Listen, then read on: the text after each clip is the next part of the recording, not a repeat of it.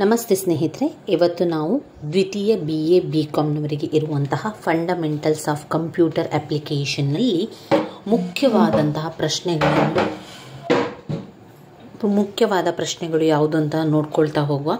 ಈ ಮುಖ್ಯವಾದ ಪ್ರಶ್ನೆಗಳನ್ನಷ್ಟೇ ನೀವು ಓದ್ಕೊಂಡ್ರೆ ಪಕ್ಕಾ ಎಲ್ಲರೂ ಕೂಡ ಕಂಪ್ಯೂಟರ್ನಲ್ಲಿ ಪಾಸ್ ಆಗ್ತೀರಾ. ಏನು ಕೂಡ ಚಿಂತೆ ಬೇಡ.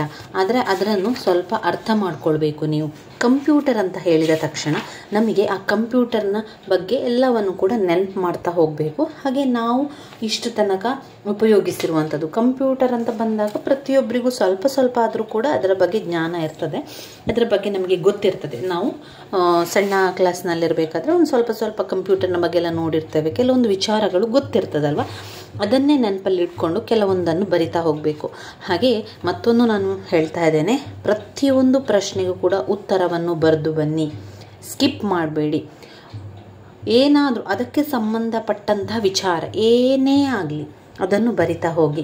ಒಂದು ವೇಳೆ ನಿಮಗೆ ತೀರಾ ಏನೂ ಗೊತ್ತಿಲ್ಲ ಅಂತಾದರೂ ಕೂಡ ಅದಕ್ಕೆ ರಿಲೇಟ್ ಆಗಿರುವಂಥ ಯಾವುದಾದ್ರೂ ಒಂದು ವಿಚಾರವನ್ನು ಅಥವಾ ನಿಮಗೆ ಎಲ್ಲೋ ಒಂದು ಸಣ್ಣದಾಗಿ ಕೇಳಿದ್ದೇನೆ ಈ ವಿಚಾರ ಎನ್ನುವಂಥ ಸ್ವಲ್ಪ ಗೊತ್ತಿದ್ರೂ ಕೂಡ ಸಾಕು, ಎಲ್ಲವನ್ನು ಕೂಡ ಉತ್ತರ ಬರಬೇಕು, ಬಿಟ್ಟು ಬರಬೇಡಿ.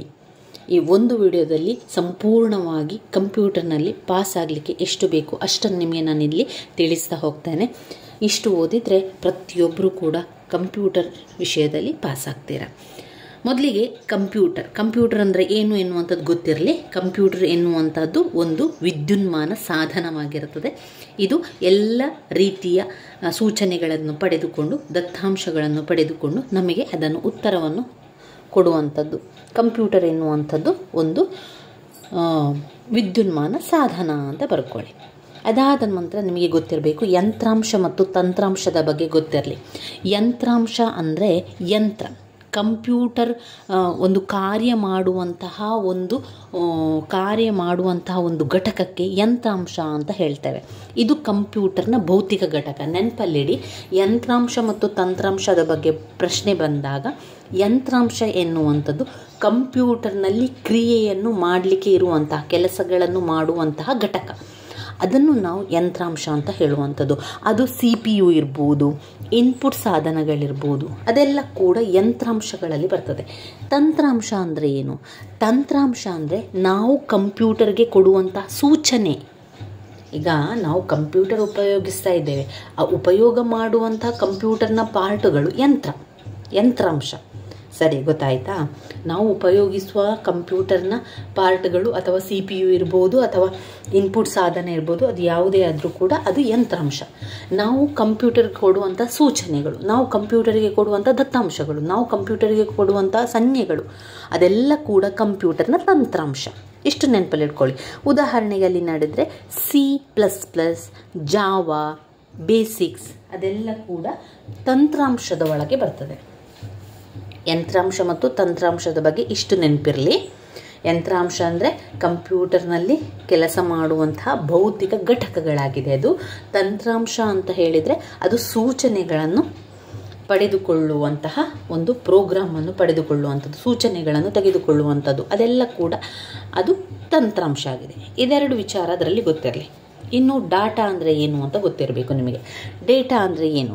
ಡೇಟಾ ಅಂದರೆ ನಾವು ಕಂಪ್ಯೂಟರ್ಗೆ ಕೊಡುವಂತಹ ಯಾವುದೇ ಒಂದು ಮಾಹಿತಿ, ಯಾವುದೇ ಒಂದು ಅಕ್ಷರಗಳು, ಯಾವುದೇ ಒಂದು ಸಂಖ್ಯೆಗಳು, ಯಾವುದೇ ಒಂದು ಸಂಜ್ಞೆಗಳು, ಇದೆಲ್ಲವನ್ನು ಕೂಡ ಡೇಟಾ ಅಂತ ಹೇಳುವಂಥದ್ದು. ಅಂಕಿಅಂಶಗಳು ಮತ್ತು ಫ್ಯಾಕ್ಟ್ಗಳು, ಇದನ್ನು ಏನು ಹೇಳ್ತೇವೆ? ಡೇಟಾ ಅಂತ ಹೇಳುವಂಥದ್ದು. ವಿದ್ಯಾರ್ಥಿಗಳ ಹೆಸರನ್ನು ಕೊಡ್ತೇವೆ, ನಾವು ನೋಂದಣಿ ಸಂಖ್ಯೆಯನ್ನು ಕೊಡ್ತೇವೆ, ಜನ್ಮ ದಿನಾಂಕವನ್ನು ಕೊಡ್ತೇವೆ, ಇದೆಲ್ಲ ಡೇಟಾ. ಅದರ ಬಗ್ಗೆ ಅಷ್ಟು ಗೊತ್ತಿರಲಿ. ಡೇಟಾ ಅಂದರೆ ಏನು ಅಂತ ಕೇಳಿದರೆ ಆ ಅರ್ಥವನ್ನು ಬರೆದು ಅದರಲ್ಲಿ ನಾವು ಯಾವುದನ್ನೆಲ್ಲ ಕೊಡ್ತೇವೆ ಅಂತ ಪಾಯಿಂಟ್ಸ್ ರೀತಿಯಲ್ಲಿ ಹಾಕಿ. ಈಗ ವಿದ್ಯಾರ್ಥಿಗಳ ಹೆಸರು, ನಮ್ಮ ಜನ್ಮ ದಿನಾಂಕ, ಆಮೇಲೆ ಕೋರ್ಸುಗಳ ಬಗ್ಗೆ, ಶೀರ್ಷಿಕೆಗಳ ಬಗ್ಗೆ, ಒಂದು ಲೆಕ್ಕಗಳ ಬಗ್ಗೆ, ಒಂದು ನಾವು ಕಂಪ್ಯೂಟರನ್ನು ಯಾಕೆ ಬಳಸ್ತೇವೆ ಅದೆಲ್ಲ ನೀವು ಒಂದು ತಲೆಯಲ್ಲಿ ಇಟ್ಕೊಳ್ಳಿ. ಒಂದು ಉದ್ಯೋಗದ ಮಾಹಿತಿ ಬೇಕು ಅಂತಂದರೆ ನಾವು ಕಂಪ್ಯೂಟರನ್ನು ನೋಡ್ತೇವೆ. ಕಂಪ್ಯೂಟರ್ ಈಗ ಮೊಬೈಲ್ ರೀತಿಯಲ್ಲಿ ಅಂತ ಒಂದು ನೆನಪಲ್ಲಿ ಇಟ್ಕೊಳ್ಳಿ. ಉದ್ಯೋಗ ಮಾಹಿತಿಗಾಗಿ ಕಂಪ್ಯೂಟರ್ ನೋಡ್ತೇವೆ. ಏನಾದರೂ ಒಂದು ಫೈಲ್ಗಳನ್ನು ತೆಗಿಬೇಕು ಅಂತಾದರೆ ಕಂಪ್ಯೂಟರ್ ನೋಡ್ತೇವೆ. ಯಾವುದಾದ್ರೂ ಒಂದು ಫಲಿತಾಂಶವನ್ನು ನೋಡಬೇಕು ಅಂತಾದರೆ ನಾವು ಕಂಪ್ಯೂಟರ್ ನೋಡ್ತೇವೆ. ಏನಾದರೂ ಒಂದು ನಮಗೆ ಮಾಹಿತಿ ಬೇಕು ಅಂತಾದರೆ ಕಂಪ್ಯೂಟರ್ ನೋಡ್ತೇವೆ. ಯಾವುದಾದ್ರೂ ಒಂದು ಅಂಕಿ ಅಂಶಗಳ ಲೆಕ್ಕಗಳೆಲ್ಲ ಸರಿಯಾಗಿ ನಮಗೆ ಬರಬೇಕು ಅಂತ ಹೇಳಿದರೆ ಕಂಪ್ಯೂಟರ್ ನೋಡ್ತೇವೆ. ಈ ರೀತಿಯಾಗಿ ನೋಡಿ ಅದಕ್ಕೆ ನಾವು ಸಂಖ್ಯೆಯನ್ನು ಕಳಿಸ್ತೇವೆ, ಅಂಕೆಯನ್ನು ಕಳಿಸ್ತೇವೆ, ನಂಬರ್ಗಳನ್ನು ಕಳಿಸುವಂಥದ್ದು, ಇದೆಲ್ಲ ಡೇಟಾ ಎನ್ನುವಂಥ ವಿಚಾರಕ್ಕೆ ಬರ್ತದೆ. ಆಮೇಲೆ ಮಾಹಿತಿ ಅಂದರೆ ಏನು? ಮಾಹಿತಿ ಅಂದರೆ ನಾವು ಕಂಪ್ಯೂಟರ್ಗೆ ಕೊಡುವಂತಹ ವಿಚಾರ ಇದೆಯಲ್ಲ ಅದು ಮಾಹಿತಿ. ನಾವು ಕಂಪ್ಯೂಟರ್ಗೆ ಕೊಡುವಂತಹ ದತ್ತಾಂಶ ಇದೆಯಲ್ಲ ಅದು ಮಾಹಿತಿ. ಮಾಹಿತಿ ಅಂದರೆ ಬೇರೆ, ನಾವು ಮಾಹಿತಿಯನ್ನು ಕೊಡುವುದು ಕಂಪ್ಯೂಟರ್ಗೆ. ಹೀಗೀಗೆ ಒಂದು ಪ್ರಶ್ನೆ ಇದೆ, ಅದಕ್ಕೆ ನನಗೆ ಉತ್ತರವನ್ನು ಕೊಡು ಅಂತ ಹೇಳಿ ಒಂದು ಮಾಹಿತಿಯನ್ನು ಕೊಡುವಂಥದ್ದು. ಆಯಿತಾ? ಇಷ್ಟು ನಿಮಗೆ ವಿಚಾರ ಗೊತ್ತಿರಲಿ. ಯಂತ್ರಾಂಶ ತಂತ್ರಾಂಶದ ಬಗ್ಗೆ ಹೇಳಿದೆ. ಡೇಟಾ ಅಂದರೆ ಏನು ಅಂತ ಗೊತ್ತಾಯಿತು, ಮಾಹಿತಿ ಅಂದರೆ ಏನು ಅಂತ ಗೊತ್ತಾಯಿತು. ಇಷ್ಟು ಗೊತ್ತಿರಲಿ ನಿಮಗೆ. ಇಷ್ಟು ಗೊತ್ತಾದ ನಂತರ ನೀವು ಮತ್ತೆ ನಿಮಗೆ ಗೊತ್ತಿರಬೇಕಾಗಿರುವಂಥದ್ದು ಕಂಪ್ಯೂಟರ್ನ ಗುಣಲಕ್ಷಣಗಳು. ಕಂಪ್ಯೂಟರ್ನ ಗುಣಲಕ್ಷಣಗಳನ್ನು ಗೊತ್ತಿರಲೇಬೇಕು. ಕಂಪ್ಯೂಟರ್ ಅಂತ ಬಂದಾಗ ನೀವು ತಲೆಯಲ್ಲಿ ಇಟ್ಕೊಳ್ಬೇಕು, ಅದೇನು ಮಾಡ್ತದೆ, ತುಂಬ ಬೇಗ ಕೆಲಸ ಮಾಡ್ತದೆ, ತುಂಬ ಬೇಗ ನಮಗೆ ಫಲಿತಾಂಶವನ್ನು ಕೊಡ್ತದೆ, ಸತ್ಯವಾದ ಫಲಿತಾಂಶ ಕೊಡ್ತದೆ. ಅದು ಯಾವತ್ತೂ ಸುಳ್ಳು ಹೇಳೋದಿಲ್ಲ. ಕಂಪ್ಯೂಟರ್ ನಮಗೆ ತಪ್ಪು ಮಾಹಿತಿಯನ್ನು ಕೊಡೋದಿಲ್ಲ. ಎರರ್ ಅಂತ ಬರ್ತದೆ ಅಷ್ಟೇ ಹೊರತು ತಪ್ಪು ಮಾಹಿತಿ, ತಪ್ಪು ಉತ್ತರವನ್ನು ಕೊಡೋದಿಲ್ಲ. ನೀವು ಎಷ್ಟೇ ವಿಚಾರ ಕೊಡಲಿ ಅದು ತುಂಬಿಸ್ತಾನೇ ಹೋಗ್ತದೆ ಅದು ಕಂಪ್ಯೂಟರ್ನ ಒಳಗೆ. ಅಂದರೆ ಅದಕ್ಕೆ ತುಂಬ ಶೇಖರಣೆ ಮಾಡುವಂಥ ಸಾಮರ್ಥ್ಯ ಇದೆ. ಆಮೇಲೆ ನಾವು ಅದರಲ್ಲಿ ವಿಶ್ವಾಸವನ್ನಿಟ್ಟು ಕೊಡ್ತೇವೆ, ನನಗೆ ಅದು ಉತ್ತರವನ್ನು ಕೊಡ್ತದೆ. ಅಥವಾ ಕಂಪ್ಯೂಟರ್ನಲ್ಲಿ ಇಟ್ಟರೆ ನಾನು ಫೋಟೋಗಳನ್ನಾಗಲಿ ಅಥವಾ ನನ್ನ ಮಾಹಿತಿಗಳನ್ನಾಗಲಿ ನನ್ನ ಕಡತಗಳನ್ನಾಗಲಿ ನನ್ನ ಆಸ್ತಿಯ ವಿಚಾರವನ್ನಾಗಲಿ ಕಂಪ್ಯೂಟರ್ನ ಒಳಗೆ ಸೇವ್ ಮಾಡಿ ಇಟ್ಟರೆ ಅದು ಏನೂ ಆಗುವುದಿಲ್ಲ ಎನ್ನುವಂಥ ವಿಶ್ವಾಸ ನನಗೆ ಇರ್ತದೆ. ಆಮೇಲೆ ಅದಕ್ಕೆ ತುಂಬ ಕೌಶಲ್ಯ ಇದೆ, ಎಲ್ಲವನ್ನು ಕೂಡ ನಮಗೆ ತಿಳಿಸ್ಕೊಡ್ತದೆ. ಒಂದು ಲೆಕ್ಕದ ಬಗ್ಗೆ ಹೇಳಿದರೂ ಪರಿಹಾರ ಮಾಡಿಕೊಡ್ತದೆ, ಏನಾದರೂ ಒಂದು ಪ್ರಶ್ನೆಯನ್ನು ಕೇಳಿದರೂ ಉತ್ತರವನ್ನು ಹೇಳಿಕೊಡ್ತದೆ, ಏನಾದರೂ ಒಂದು ಪ್ರಬಂಧದ ಬಗ್ಗೆ ಬರೆದು ತಿಳಿಸಿ ಅಂತ ಹೇಳಿದರೂ ಕೂಡ ಹೇಳಿಕೊಡ್ತದೆ, ಪದ್ಯವನ್ನು ಕೇಳಿದರೂ ಕೊಡ್ತದೆ, ನೃತ್ಯವನ್ನು ಬಗ್ಗೆ ಕೇಳಿದರೂ ಕೊಡ್ತದೆ, ಎಲ್ಲ ವಿಚಾರದ ಬಗ್ಗೆ ನಮಗೆ ಮಾಹಿತಿ ಕೊಡ್ತದೆ. ಅಂದರೆ ಅದಕ್ಕೆ ತುಂಬಾ ಕೌಶಲ್ಯ ಇದೆ, ತುಂಬ ಫಾಸ್ಟಾಗಿ ಕೆಲಸ ಮಾಡ್ತದೆ. ಈಗ ನಾವು ಒಂದು ಯಾವುದಾದ್ರೂ ಒಂದು ಲೆಕ್ಕ ಕೂಡಿಸುವಂಥದ್ದು ಕಳೆಯುವಂಥದ್ದು ಕೊಟ್ಟ ತಕ್ಷಣವೇ ನಮಗೆ ಉತ್ತರವನ್ನು ಕೊಡ್ತದೆ. ಆ ರೀತಿಯಾಗಿ ಕಾರ್ಯತತ್ಪರತೆಯಿಂದ ಕೂಡಿದೆ. ಇದೆಲ್ಲ ವಿಚಾರವನ್ನು ನೆನಪಲ್ಲಿ ಇಟ್ಕೊಳ್ಳಿ. ಒಂದು ನೀವು ಜನರಲ್ ಆಗಿ ಥಿಂಕ್ ಮಾಡಬೇಕು, ಒಂದು ಕಂಪ್ಯೂಟರ್ ಅಂತ ಹೇಳಿದಾಗ ಎಷ್ಟೆಲ್ಲ ಉಪಕಾರ ಇದೆ ಅದರಿಂದ ಅಲ್ವಾ. ಅದರಿಂದ ಕಂಪ್ಯೂಟರ್ನ ಲಕ್ಷಣ ಅಂತ ಬಂದಾಗ ವೇಗ, ಶೇಖರಣ, ವಿಶ್ವಾಸಾರ್ಹತೆ, ನಿಖರತೆ, ಕೌಶಲ್ಯ ಕೂಡಿದೆ, ಕಾರ್ಯತತ್ಪರವಾಗಿದೆ, ತುಂಬಾ ಬೇಗ ಕೆಲಸ ಮಾಡ್ತದೆ, ಉತ್ತಮವಾದ ಮಾಹಿತಿಯನ್ನು ಒದಗಿಸ್ತದೆ. ಏನು ಕೂಡ ಲಕ್ಷಣವನ್ನು ನಾವು ಬರಿಬಹುದು. ಇನ್ನಷ್ಟು ಲಕ್ಷಣ, ಇನ್ನಷ್ಟು ಪಾಯಿಂಟ್ಸ್ಗಳನ್ನು ಹಾಕ್ತಾ ಇನ್ನಷ್ಟು ಪಾಯಿಂಟ್ಸ್ಗಳನ್ನು ನಮಗೆ ಬರಿತಾ ಹೋಗ್ಬೋದು. ಕಂಪ್ಯೂಟರ್ನ ಲಕ್ಷಣಗಳಲ್ಲಿ ನೆನಪಲ್ಲಿಟ್ಕೊಳ್ಳಿ: ವೇಗ, ಶೇಖರಣೆ, ವಿಶ್ವಾಸಾರ್ಹತೆ, ನಿಖರತೆ, ಕೌಶಲ, ಕಾರ್ಯತತ್ಪರತೆ. ಇನ್ನೂ ಹೆಚ್ಚು ಬರೀರಿ. ಇದು ತುಂಬ ವೇಗದಿಂದ ಕೆಲಸ ಮಾಡ್ತದೆ, ನಮಗೆ ಎಲ್ಲ ರೀತಿಯ ಮಾಹಿತಿಯನ್ನು ಕೊಡ್ತದೆ, ಸ್ಪಷ್ಟ ಮಾಹಿತಿಯನ್ನು ಕೊಡ್ತದೆ, ತರಬೇತಿಯನ್ನು ಕೊಡ್ತದೆ, ಮನರಂಜನೆಯನ್ನು ಕೊಡ್ತದೆ, ಬೋಧನೆ ಮಾಡ್ತದೆ. ಇದನ್ನೆಲ್ಲವನ್ನು ಕೂಡ ಲಕ್ಷಣಗಳಲ್ಲಿ ಹಾಕ್ತಾ ಹೋಗ್ಬೋದು. ಮತ್ತೊಮ್ಮೆ ಕಂಪ್ಯೂಟರ್ನ ಗುಣಲಕ್ಷಣಗಳು: ವೇಗದಿಂದ ಕೂಡಿದೆ, ತುಂಬ ಶೇಖರಣೆಯನ್ನು ಹೊಂದಿದೆ, ಇದು ವಿಶ್ವಾಸಾರ್ಹವಾಗಿದೆ, ಇದು ನಿಖರತೆಯನ್ನು ಕೊಡ್ತದೆ, ಇದು ಕೌಶಲವಾಗಿದೆ, ಇದು ಕಾರ್ಯತತ್ಪರತೆಯಿಂದ ಕೂಡಿದೆ, ಇದು ಬೋಧನೆಯನ್ನು ಮಾಡ್ತದೆ, ತರಬೇತಿಗಳನ್ನು ಕೊಡ್ತದೆ, ಮನರಂಜನೆಗಳನ್ನು ಮಾಡ್ತದೆ, ತುಂಬ ಲೆಕ್ಕ ಪರಿಶೋಧನೆಗಳೆಲ್ಲ ಮಾಡಿಕೊಡ್ತದೆ. ಒಂದು 10 ಪಾಯಿಂಟ್ಸ್ ಬರುವಷ್ಟು ಬರೀರಿ, ಆಯಿತಾ? ಇನ್ನು ಬರುವಂಥದ್ದು ಕಂಪ್ಯೂಟರ್ನ ಇತಿಹಾಸ. ಕಂಪ್ಯೂಟರ್ನ ಇತಿಹಾಸದ ಬಗ್ಗೆ ನಿಮಗೆ ಗೊತ್ತಿರಲಿ. ನೀವು ಬರೀಬೇಕು, ಕಂಪ್ಯೂಟರ್ ಎನ್ನುವಂಥದ್ದು 3500 ವರ್ಷಗಳ ಹಿಂದೆ ಇತ್ತು ಅಂತ ಹೇಳಿದರೆ ಅದು ಬೇರೆ ರೀತಿಯಲ್ಲಿತ್ತು. ಅದನ್ನು ಬದಲಾವಣೆ ಮಾಡಿ ಕಂಪ್ಯೂಟರ್ನ ಹಂತಕ್ಕೆ ತರ್ತಾರೆ.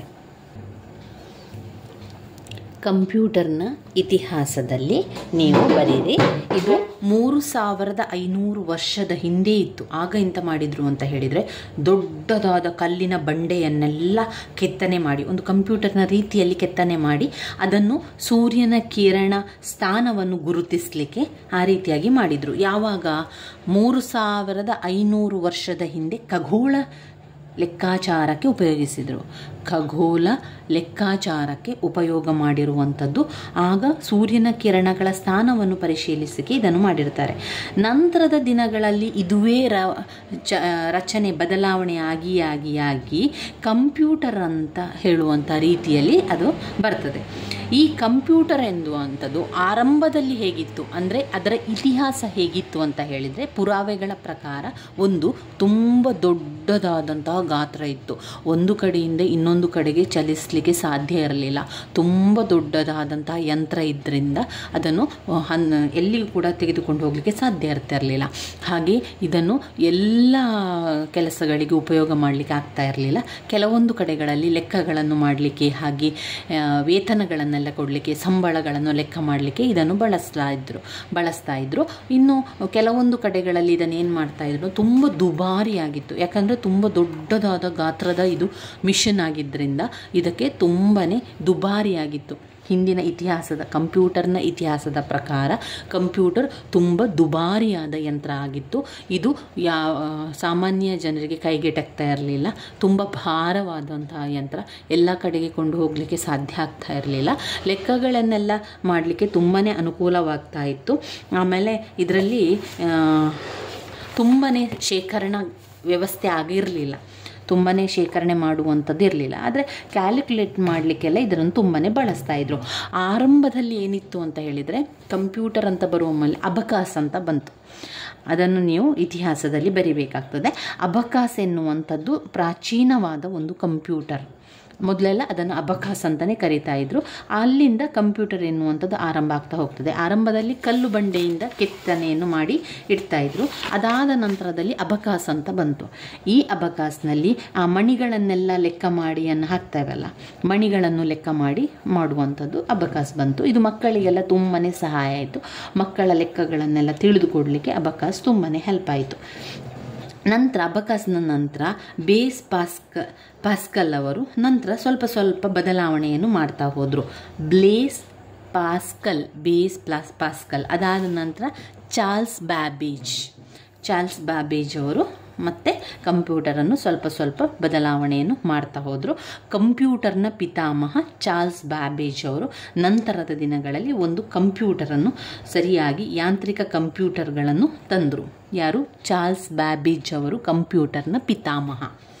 ಇತಿಹಾಸದ ಬಗ್ಗೆ ಇವಿಷ್ಟು ಗೊತ್ತಿರಲಿ ನಿಮಗೆ. ಮೊದಲು ಕಲ್ಲು ಬಂಡೆಯಲ್ಲಿ ಮಾಡಿರುವಂಥದ್ದು ಖಗೋಳಶಾಸ್ತ್ರದ ಲೆಕ್ಕಕ್ಕೆ. ಅದಾದ ನಂತರ ಅಬಕಾಸ್ ಬಂತು.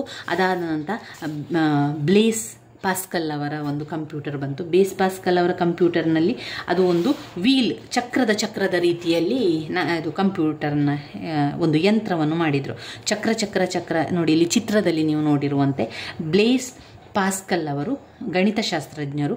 ಅವರು ಏನು ಮಾಡಿದ್ರು ಅಂತ ಹೇಳಿದರೆ, ಅವರ ಒಂದು ಕಂಪ್ಯೂಟರ್ನ ಒಂದು ರೀತಿಯಲ್ಲಿ ಅಂತ ಹೇಳಿದರೆ, ಸಂಖ್ಯಾಶಾಸ್ತ್ರವನ್ನು ಲೆಕ್ಕ ಮಾಡಲಿಕ್ಕೆ ವೀಲ್ನ ರೀತಿಯಲ್ಲಿ ಯಂತ್ರಗಳನ್ನು ಮಾಡುವಂಥದ್ದು. ವೀಲ್ ರೀತಿಯಲ್ಲಿ ಯಾಂತ್ರಿಕ ಲೆಕ್ಕಾಚಾರದ ಯಂತ್ರವನ್ನು ಮಾಡಲಿಕ್ಕೆ ಅವರು ವೀಲ್ ರೀತಿಯಲ್ಲಿ ಮಾಡಿದರು, ಬ್ಲೇಸ್ ಪಾಸ್ಕಲ್ ಅವರು. ನಂತರ ಚಾರ್ಲ್ಸ್ ಬ್ಯಾಬೇಜ್ ಅವರು ಕಂಪ್ಯೂಟರ್ನ ಪಿತಾಮಹ. ಅವರು ನಂತರದ ಮಾಡಿದಂಥ ಅಭಿವೃದ್ಧಿಯನ್ನು ಪಡಿಸಿದರು. ಕಂಪ್ಯೂಟರ್ನಲ್ಲಿ ಅಭಿವೃದ್ಧಿಯನ್ನು ಪಡಿಸಿ ಸರಿಯಾದ ರೀತಿಯಲ್ಲಿ ಯಂತ್ರಾಂಶಗಳನ್ನು ಬಳಸಿ ಮಾಡಿದರು.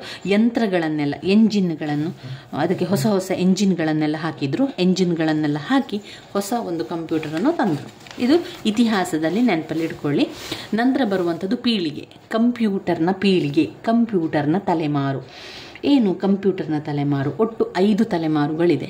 ಮೊದಲ ತಲೆಮಾರಿನ ಕಂಪ್ಯೂಟರ್, 2ನೇ ತಲೆಮಾರಿನ ಕಂಪ್ಯೂಟರ್, 3ನೇ ತಲೆಮಾರಿನ ಕಂಪ್ಯೂಟರ್, 4ನೇ ತಲೆಮಾರಿನ ಕಂಪ್ಯೂಟರ್, 5ನೇ ತಲೆಮಾರಿನ ಕಂಪ್ಯೂಟರ್.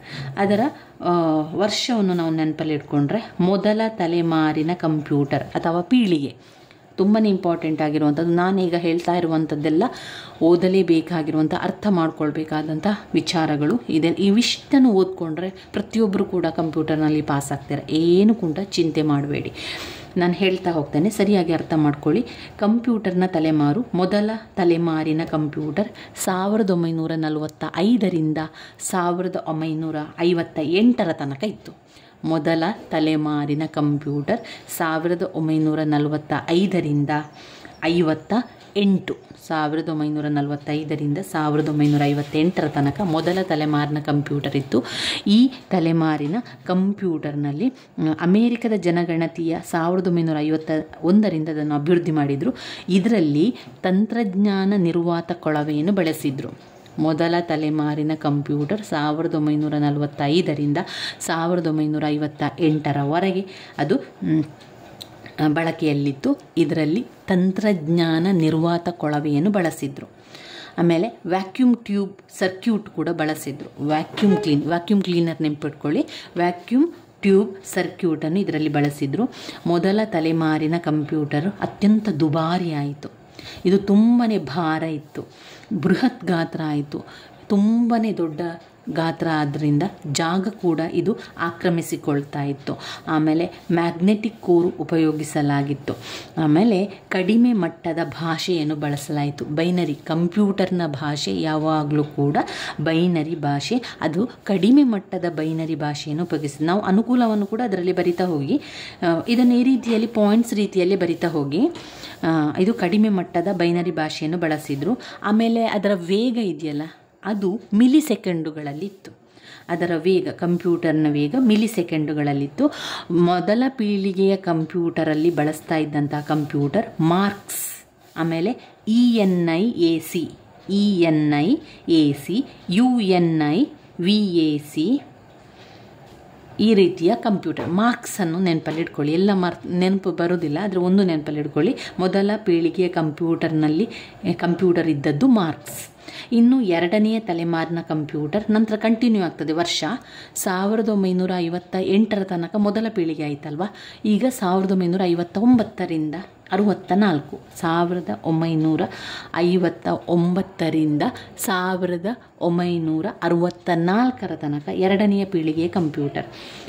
ಇಲ್ಲಿ ತಂತ್ರಜ್ಞಾನ ನಿರ್ವಾತ ಕೊಳವೆಯ ಬದಲಿಗೆ ಏನನ್ನು ಉಪಯೋಗಿಸಿದ್ರು? ಟ್ರಾನ್ಸಿಸ್ಟರ್ಗಳನ್ನು ಬಳಸಿದರು. ಮೊದಲನೆಯ ಪೀಳಿಗೆಯ ಕಂಪ್ಯೂಟರ್ನಲ್ಲಿ ತಂತ್ರಜ್ಞಾನ ನಿರ್ವಾತ ಕೊಳವೆಯನ್ನು ಬಳಸಿದರು. ಎರಡನೆಯ ತಲೆಮಾರಿನ ಕಂಪ್ಯೂಟರ್ನಲ್ಲಿ ತಂತ್ರಜ್ಞಾನ ನಿರ್ವಾತ ಕೊಳವೆಯ ಬದಲಿಗೆ ಟ್ರಾನ್ಸಿಸ್ಟರ್ಗಳನ್ನು ಬಳಸಿದರು.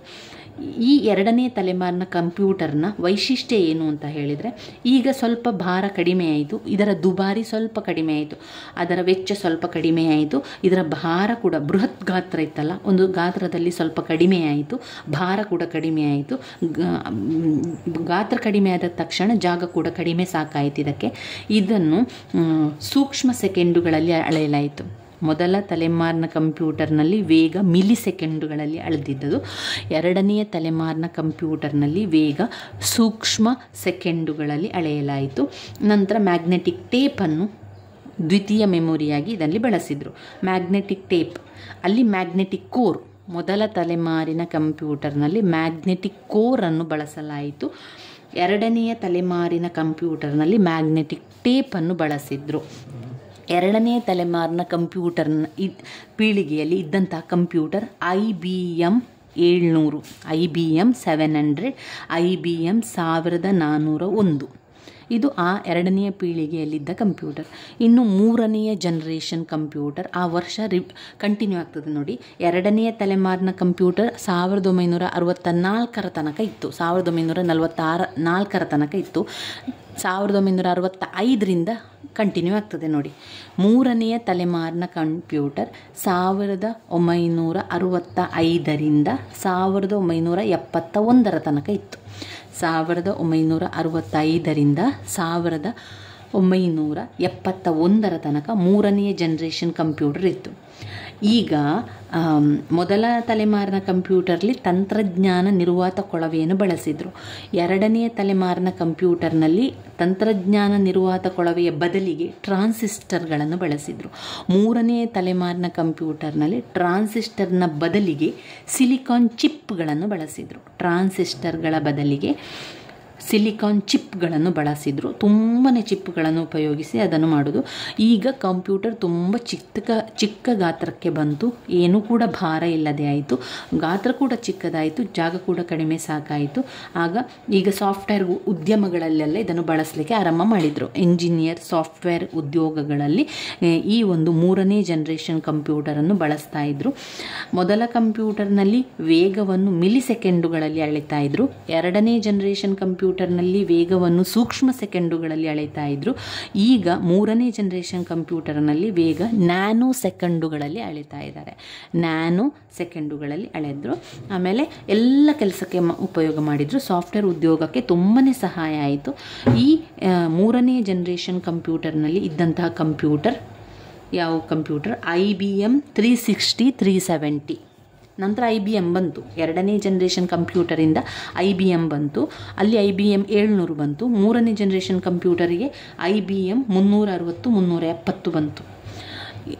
3ನೇ ಜನರೇಷನ್ ಕಂಪ್ಯೂಟರನ್ನು ಎಲ್ಲೆಲ್ಲ ಬಳಸ್ತಾ ಇದ್ರು ಅಂತ ಹೇಳಿದರೆ, ವಿಮಾನಯಾನದ ವ್ಯವಸ್ಥೆಯಲ್ಲಿ, ರೈಲು ಬುಕ್ಕಿಂಗ್ ಮಾಡುವಂಥ ಸಮಯದಲ್ಲಿ, ದಾಸ್ತಾನು ನಿಯಂತ್ರಣ ವ್ಯವಸ್ಥೆಗೆ, ವಿಮಾನಯಾನದ ಮೀಸಲಾತಿಗೆಲ್ಲ ಈ 3ನೇ ಜನರೇಷನ್ ಕಂಪ್ಯೂಟರನ್ನು ಬಳಸಿದರು. ಇನ್ನು 4ನೇ ಜನರೇಷನ್ ಕಂಪ್ಯೂಟರ್ 1971 ನಂತರ, 1971 ಇಲ್ಲಿ ತನಕ ಆಯ್ತಲ್ಲ. 3ನೇ ಜನರೇಷನ್ ಕಂಪ್ಯೂಟರ್ 1971.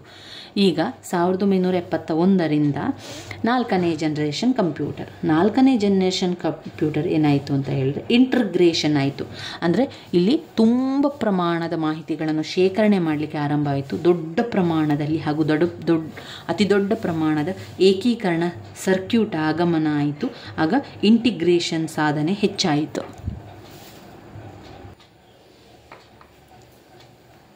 ಇಂಟಿಗ್ರೇಷನ್, ದೊಡ್ಡ ಪ್ರಮಾಣದ ಇಂಟಿಗ್ರೇಷನ್ ಸಾಧನೆ ಹೆಚ್ಚಾದಂತೆ ಕಂಪ್ಯೂಟರ್ನ ಗಾತ್ರ ಮತ್ತಷ್ಟು ಕಡಿಮೆ ಆಯಿತು. 4ನೇ ಜನರೇಷನ್ ಕಂಪ್ಯೂಟರ್ 1971ರಿಂದ ಬಹುದೊಡ್ಡ ಪ್ರಮಾಣದ ಏಕೀಕರಣ ಸರ್ಕ್ಯೂಟ್ ಆಗಮನ ಆಯಿತು. ದೊಡ್ಡ ಪ್ರಮಾಣದ ಏಕೀಕೃತ ಸರ್ಕ್ಯೂಟ್ ಆಗಮನದಿಂದ 4ನೇ ತಲೆಮಾರಿನ ಕಂಪ್ಯೂಟರ್ ಬಹುದೊಡ್ಡ ಇಂಟಿಗ್ರೇಷನ್ ಸಾಧನೆ ಆಯಿತು. ಇದರಿಂದ ಕಂಪ್ಯೂಟರ್ನ ಗಾತ್ರ ತುಂಬಾ ಚಿಕ್ಕ ಆಯಿತು. ಈಗ ಏನಾಗಲಿಕ್ಕೆ ಸ್ಟಾರ್ಟ್ ಆಯಿತು ಅಂದರೆ, ಮೆಮೊರಿ ಅರೆವಾಹಕ ಚಿಪ್ಗಳನ್ನು ಬಳಸಿದರು. ಮೆಮೊರಿಗೆ ಅರೆವಾಹಕ ಚಿಪ್ಗಳನ್ನು ಬಳಸಿದರು. ಆಮೇಲೆ ಮೈಕ್ರೋ ಪ್ರೊಸೆಸರ್ ಆಧಾರಿತ ತಂತ್ರಜ್ಞಾನ ಅಭಿವೃದ್ಧಿ ಆಯಿತು. ಬೇರೆ ಬೇರೆ ಅಭಿವೃದ್ಧಿಗಳೆಲ್ಲ ಆಯಿತು. ಡಾಟಾ ಸಂವಹನ, ಕಂಪ್ಯೂಟರ್ ನೆಟ್ವರ್ಕ್ ಬಳಕೆ ಮಾಡಿದರು. ಈಗ ಸಣ್ಣ ವ್ಯವಹಾರಗಳಲ್ಲಿ, ಎಲೆಕ್ಟ್ರಾನಿಕ್ ಹಣದ ವರ್ಗಾವಣೆ ಮಾಡುವಲ್ಲಿ, ಕಾರ್ಪೊರೇಟ್ ಮಾಡೆಲಿಂಗ್ ಮಾಡುವಲ್ಲಿ 4ನೇ ಜನರೇಷನ್ ಕಂಪ್ಯೂಟರ್ನ ಬಳಸಿದರು. 4ನೇ ಜನರೇಷನ್ ಕಂಪ್ಯೂಟರ್ಗಳು ಇದ್ದಂಥ ಕಂಪ್ಯೂಟರ್ಗಳು IBM, PS2, ಆಮೇಲೆ ಆ್ಯಪಲ್ 2 ಬಂತು. ಇನ್ನು ಕೊನೆಯದಾದಂಥ 5ನೆಯ ಪೀಳಿಗೆಯ ಕಂಪ್ಯೂಟರ್ ಪ್ರೆಸೆಂಟ್ ಮತ್ತು ಫ್ಯೂಚರ್, ಈಗ ಮತ್ತು ಮುಂದಿನ ಪೀಳಿಗೆಗೆ ಇರುವಂಥದ್ದು ರೋಬಟ್ ಇರುವಂಥದ್ದು ರೋಬೊಟಿಕ್ ಕಂಪ್ಯೂಟರ್ ಬಂತು. ಇತ್ತೀಚಿನ ಸಂಶೋಧನೆಗಳಲ್ಲಿ ಆಲೋಚನೆ ಕಂಪ್ಯೂಟರ್ಗಳು, ಕೃತಕ ಬುದ್ಧಿಮತ್ತೆ ಕಂಪ್ಯೂಟರ್ಗಳು ಬಳಸುವಂಥದ್ದು ಗಮನ ಹರಿಸಿದರು. USA, ಜಪಾನ್ಗಳ ಪ್ರಯೋಗಾಲಯಗಳಲ್ಲಿ ಅದನ್ನು ಅಭಿವೃದ್ಧಿಪಡಿಸಲಾಗುತ್ತದೆ. ಅದು ಒಳ್ಳೆಯ ದೊಡ್ಡ ಶೇಖರಣಾ ಸಾಮರ್ಥ್ಯ ಇದೆ. ಅದು ಸೂಪರ್ ಕಂಪ್ಯೂಟರ್ ಅಂತ ಹೆಸರು ಬಂದಿದೆ. ಅದು ರೋಬೊಟಿಕ್ ಬುದ್ಧಿಮತ್ತೆ, ಕೃತಕ ಬುದ್ಧಿಮತ್ತೆ ರೋಬೊಟಿಕ್ ಆಗಿದೆ. ಆಮೇಲೆ ರೋಬೊಟಿಕ್ ದೊಡ್ಡ ಶೇಖರಣಾ ಸಾಮರ್ಥ್ಯ ಇದೆ. ಸಾವಯವ ಚಿಪ್ನ ಪರಿಚಯ ಮಾಡಲಾಯಿತು. ಇದು 5ನೇ ಪೀಳಿಗೆ ಕಂಪ್ಯೂಟರ್. ಇದು ಕಂಪ್ಯೂಟರ್ನ ಪೀಳಿಗೆ ಅಥವಾ ತಲೆಮಾರು ಅಂತ ಬಂದರೆ ಬರೀಬೇಕಾಗ್ತದೆ. ಇನ್ನು ನೀವು ನೋಡಬೇಕಾಗಿರುವಂಥದ್ದು ಕಂಪ್ಯೂಟರ್ನ ವರ್ಗೀಕರಣ. ಕಂಪ್ಯೂಟರ್ನ ವರ್ಗೀಕರಣ ಅಂತ ಬಂದಾಗ 3 ರೀತಿಯ ವರ್ಗೀಕರಣ ಬರ್ತದೆ. ನಿರ್ಮಾಣ ಮತ್ತು ಕಾರ್ಯ ಆಧಾರಿತ ವರ್ಗೀಕರಣ. 2 ಅನ್ವಯಗಳನ್ನು ಆಧರಿಸಿ ವರ್ಗೀಕರಣ. 3 ಗಾತ್ರ, ವೇಗ ಮತ್ತು ಸಾಮರ್ಥ್ಯವನ್ನು ಆಧರಿಸಿ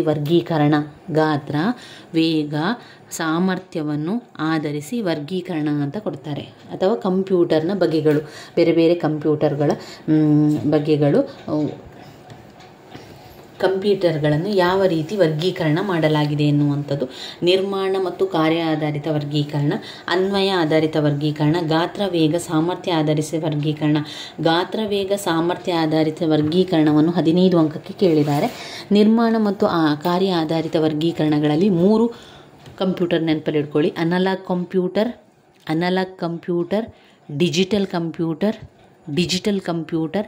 ಹೈಬ್ರಿಡ್ ಕಂಪ್ಯೂಟರ್, ಅನಲಾಗ್ ಕಂಪ್ಯೂಟರ್ ಮತ್ತು ಡಿಜಿಟಲ್ ಕಂಪ್ಯೂಟರ್ನ ಬಗ್ಗೆ 5 ಅಂಕಕ್ಕೆ ಕೇಳಿದ್ದಾರೆ. ಅನಲಾಗ್ ಕಂಪ್ಯೂಟರ್ ಎನ್ನುವಂಥದ್ದು ಬದಲಾಗುತ್ತಿರುವ ಸಂಕೇತಗಳನ್ನು ಗಮನಿಸಲು ಬಳಸಲಾಗುವಂಥದ್ದು, ಅದು ಅನಲಾಗ್ ಕಂಪ್ಯೂಟರ್ಗಳು. ಇಲ್ಲಿ ಈ ಅನಲಾಗ್ ಸಾಧನಗಳನ್ನು ಹೊಂದಿದ್ದು ಇದು ಬದಲಾವಣೆ ಸಂಕೇತಗಳನ್ನು ಮಾಡಲಿಕ್ಕೆ ಬಳಸುವಂಥದ್ದು. ನಿಖರವಾಗಿ ಅಪೂರ್ಣ ಅಥವಾ ವಿವೇಚನರಹಿತ ಮೌಲ್ಯಗಳನ್ನು ಪ್ರತಿನಿಧಿಸುತ್ತದೆ. ವಿದ್ಯುತ್, ಯಾಂತ್ರಿಕ, ಹೈಡ್ರಾಲಿಕ್ ಪ್ರಮಾಣಗಳನ್ನು ಪರಿಹಾರ ಕಂಡುಹಿಡಿಯಲಿಕ್ಕೆ, ರಾಸಾಯನಿಕ ಘಟಕಗಳು ಎಷ್ಟು ಆಗಿದೆ ಎಂದು ತಿಳಿದುಕೊಳ್ಳಲಿಕ್ಕೆ ಅನಲಾಗ್ ಕಂಪ್ಯೂಟರ್ ತುಂಬಾ ಅವಶ್ಯಕ. ಅಲ್ಲಿ ಬದಲಾವಣೆ ಏನಾಗ್ತಾ ಇದೆ, ಯಾವ ರೀತಿ ರಾಸಾಯನಿಕಗಳು ಬದಲಾವಣೆ ಆಗ್ತದೆ, ಯಾವ ರೀತಿ ತಾಪಮಾನಗಳೆಲ್ಲ ಬದಲಾವಣೆ ಆಗ್ತದೆ, ಅದನ್ನೆಲ್ಲ ನೋಡಲಿಕ್ಕೆ ಅನಲಾಗ್ ಕಂಪ್ಯೂಟರ್ ತುಂಬಾ ಅವಶ್ಯಕವಾಗಿರುವಂಥದ್ದು.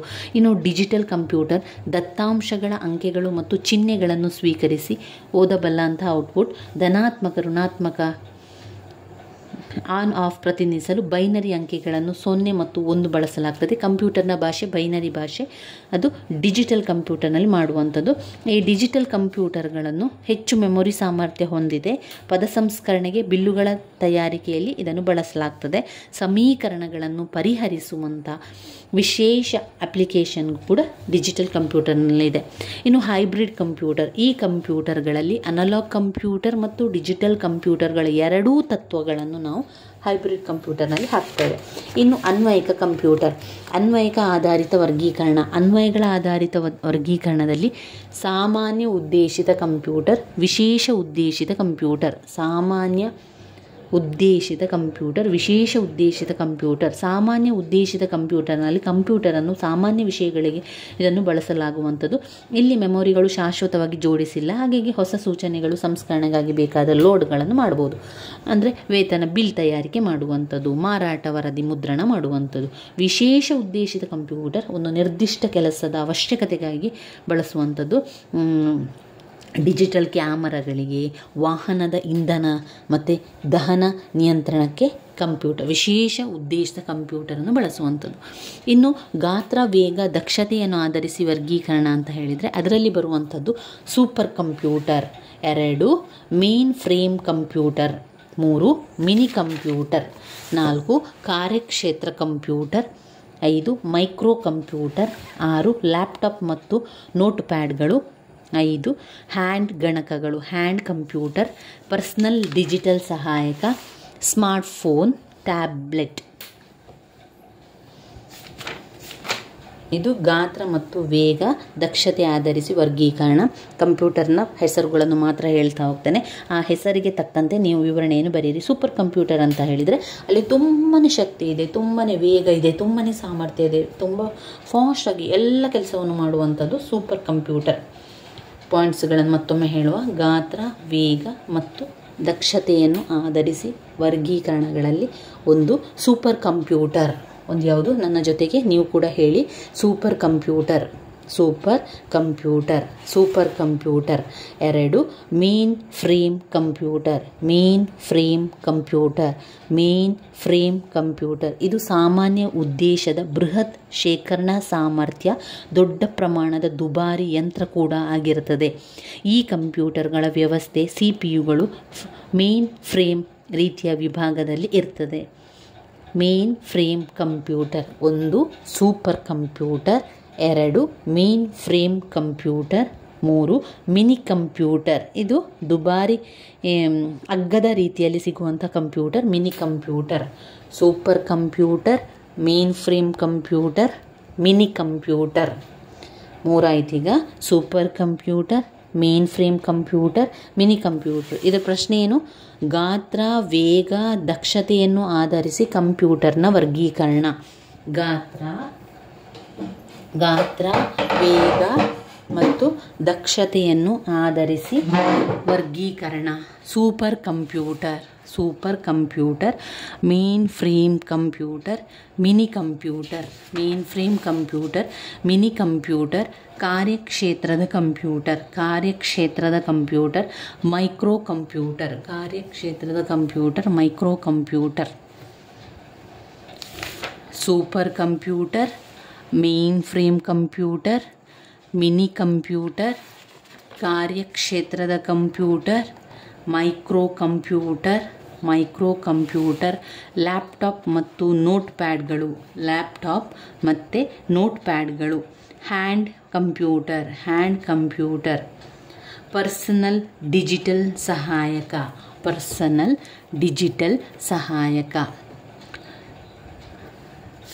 ಗಾತ್ರ, ವೇಗ, ದಕ್ಷತೆ ಆಧರಿಸಿ ವರ್ಗೀಕರಣ, super computer, mainframe computer, mini computer, ಕಾರ್ಯಕ್ಷೇತ್ರದ ಕಂಪ್ಯೂಟರ್, ಮೈಕ್ರೋ ಕಂಪ್ಯೂಟರ್, ಲ್ಯಾಪ್ಟಾಪ್ ಮತ್ತು ನೋಟ್ ಪ್ಯಾಡ್ಗಳು,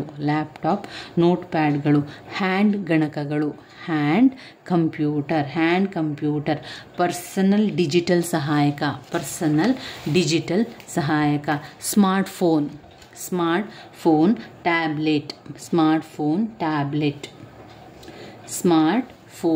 ಟ್ಯಾಬ್ಲೆಟ್, ಗಾತ್ರ, ವೇಗ, ದಕ್ಷತೆಯನ್ನು ಆಧರಿಸಿ ವರ್ಗೀಕರಣ. ಮತ್ತೊಮ್ಮೆ ಪಾಯಿಂಟ್ಸ್ ಹೇಳ್ತಾ ಹೋಗ್ತೇನೆ. Super computer, mainframe computer, mini computer. ಗಾತ್ರ, ವೇಗ, ದಕ್ಷತೆ ಆಧರಿಸಿ ವರ್ಗೀಕರಣ. Super computer, mainframe computer, mini computer, ಕಾರ್ಯಕ್ಷೇತ್ರದ ಕಂಪ್ಯೂಟರ್, ಮೈಕ್ರೋ ಕಂಪ್ಯೂಟರ್, ಲ್ಯಾಪ್ಟಾಪ್ ಮತ್ತು ನೋಟ್ ಪ್ಯಾಡ್ಗಳು, ಹ್ಯಾಂಡ್ ಗಣಕಗಳು, ಪರ್ಸನಲ್ ಡಿಜಿಟಲ್ ಸಹಾಯಕ, ಸ್ಮಾರ್ಟ್ಫೋನ್, ಟ್ಯಾಬ್ಲೆಟ್. ಅದನ್ನು ನೆನಪಲ್ಲಿ ಇಟ್ಕೊಳ್ಳಿ. ಇನ್ನು ನಾವು ಓದುವಂಥದ್ದು ತುಂಬಾ ಇಂಪಾರ್ಟೆಂಟ್ ಆಗಿರುವಂಥದ್ದು ಕಂಪ್ಯೂಟರ್ನ ಕ್ರಿಯಾತ್ಮಕ ಘಟಕಗಳನ್ನು ರೇಖಾಚಿತ್ರದ ಜೊತೆಗೆ ವಿವರಿಸಿ. ಕಂಪ್ಯೂಟರ್ನ ಕ್ರಿಯಾತ್ಮಕ ಘಟಕಗಳು. ಮೊದಲು ಒಂದು ಪುಟ ಆಗುವಷ್ಟು ನೀವು ಚಿತ್ರವನ್ನು ಮಾಡಬೇಕು. ನಡುವಿನಲ್ಲಿ ದೊಡ್ಡದಾದ ಕಾಲಮ್ ಮಾಡಿ, ಎಡದ ಬದಿಯಲ್ಲಿ ಒಂದು ಪುಟ್ಟದಾದ ಕಾಲಮ್, ಅದರ ನೇರವಾಗಿ ಮತ್ತೊಂದು ಪುಟ್ಟದಾದ ಕಾಲಮನ್ನು ಮಾಡಿ, ಎಡದ ಬದಿಯಲ್ಲಿ ಇನ್ಪುಟ್ ಘಟಕ ಅಂತ ಬರೆಯಿರಿ, ಬಲದ ಸೈಡಲ್ಲಿ ಔಟ್ಪುಟ್ ಘಟಕ ಅಂತ ಬರೆಯಿರಿ. ಇನ್ಪುಟ್ ಘಟಕದಿಂದ ಒಂದು ಬಾಣವನ್ನು ದೊಡ್ಡ ಬಾಕ್ಸಿಗೆ ಸಿಕ್ಕುವಂತೆ ಮಾಡಿ, ನಂತರ ದೊಡ್ಡ ಬಾಕ್ಸಿನಿಂದ ಬಲದ ಸೈಡಿಗೆ ಔಟ್ಪುಟ್ ಘಟಕಕ್ಕೂ ಕೂಡ ಬಾಣವನ್ನು ಹಾಕಬೇಕು. ದೊಡ್ಡ ಬಾಕ್ಸಿನ ಮೇಲ್ಗಡೆಯಲ್ಲಿ CPU ಅಂತ ಬರೆಯಿರಿ, ಸೆಂಟ್ರಲ್ ಪ್ರೊಸೆಸಿಂಗ್ ಯೂನಿಟ್, ಕೇಂದ್ರ ಸಂಸ್ಕರಣಾ ಘಟಕ ಅಂತ ಬರೆಯಿರಿ. ನಂತರ ದೊಡ್ಡ ಬಾಕ್ಸಿನ ಒಳಗಡೆ 3 ಬಾಕ್ಸ್ಗಳನ್ನು ಹಾಕಿ, ಅದರಲ್ಲಿ ಕಂಟ್ರೋಲ್ ಯೂನಿಟ್, ನಿಯಂತ್ರಣ ಘಟಕ, ಅರಿಥಮೆಟಿಕ್ ಆ್ಯಂಡ್ ಲಾಜಿಕ್ ಯೂನಿಟ್, ಅಂಕಗಣಿತ ಮತ್ತು ತರ್ಕಶಾಸ್ತ್ರದ ಘಟಕ, 3 ಮೆಮೊರಿ ಯೂನಿಟ್, ಸಂಗ್ರಹಣಾ ಘಟಕ. ನಂತರ ಆ ದೊಡ್ಡ ಬಾಕ್ಸಿನ ಕೆಳಗಡೆ ಮತ್ತೊಂದು ಬಾಕ್ಸ್ ಮಾಡಿ, ಅದು ಸೆಕೆಂಡ್ರಿ ಮೆಮೊರಿ ಯೂನಿಟ್, ದ್ವಿತೀಯ ಸಂಗ್ರಹಣಾ ಘಟಕ ಅಂತ ಹಾಕಿ.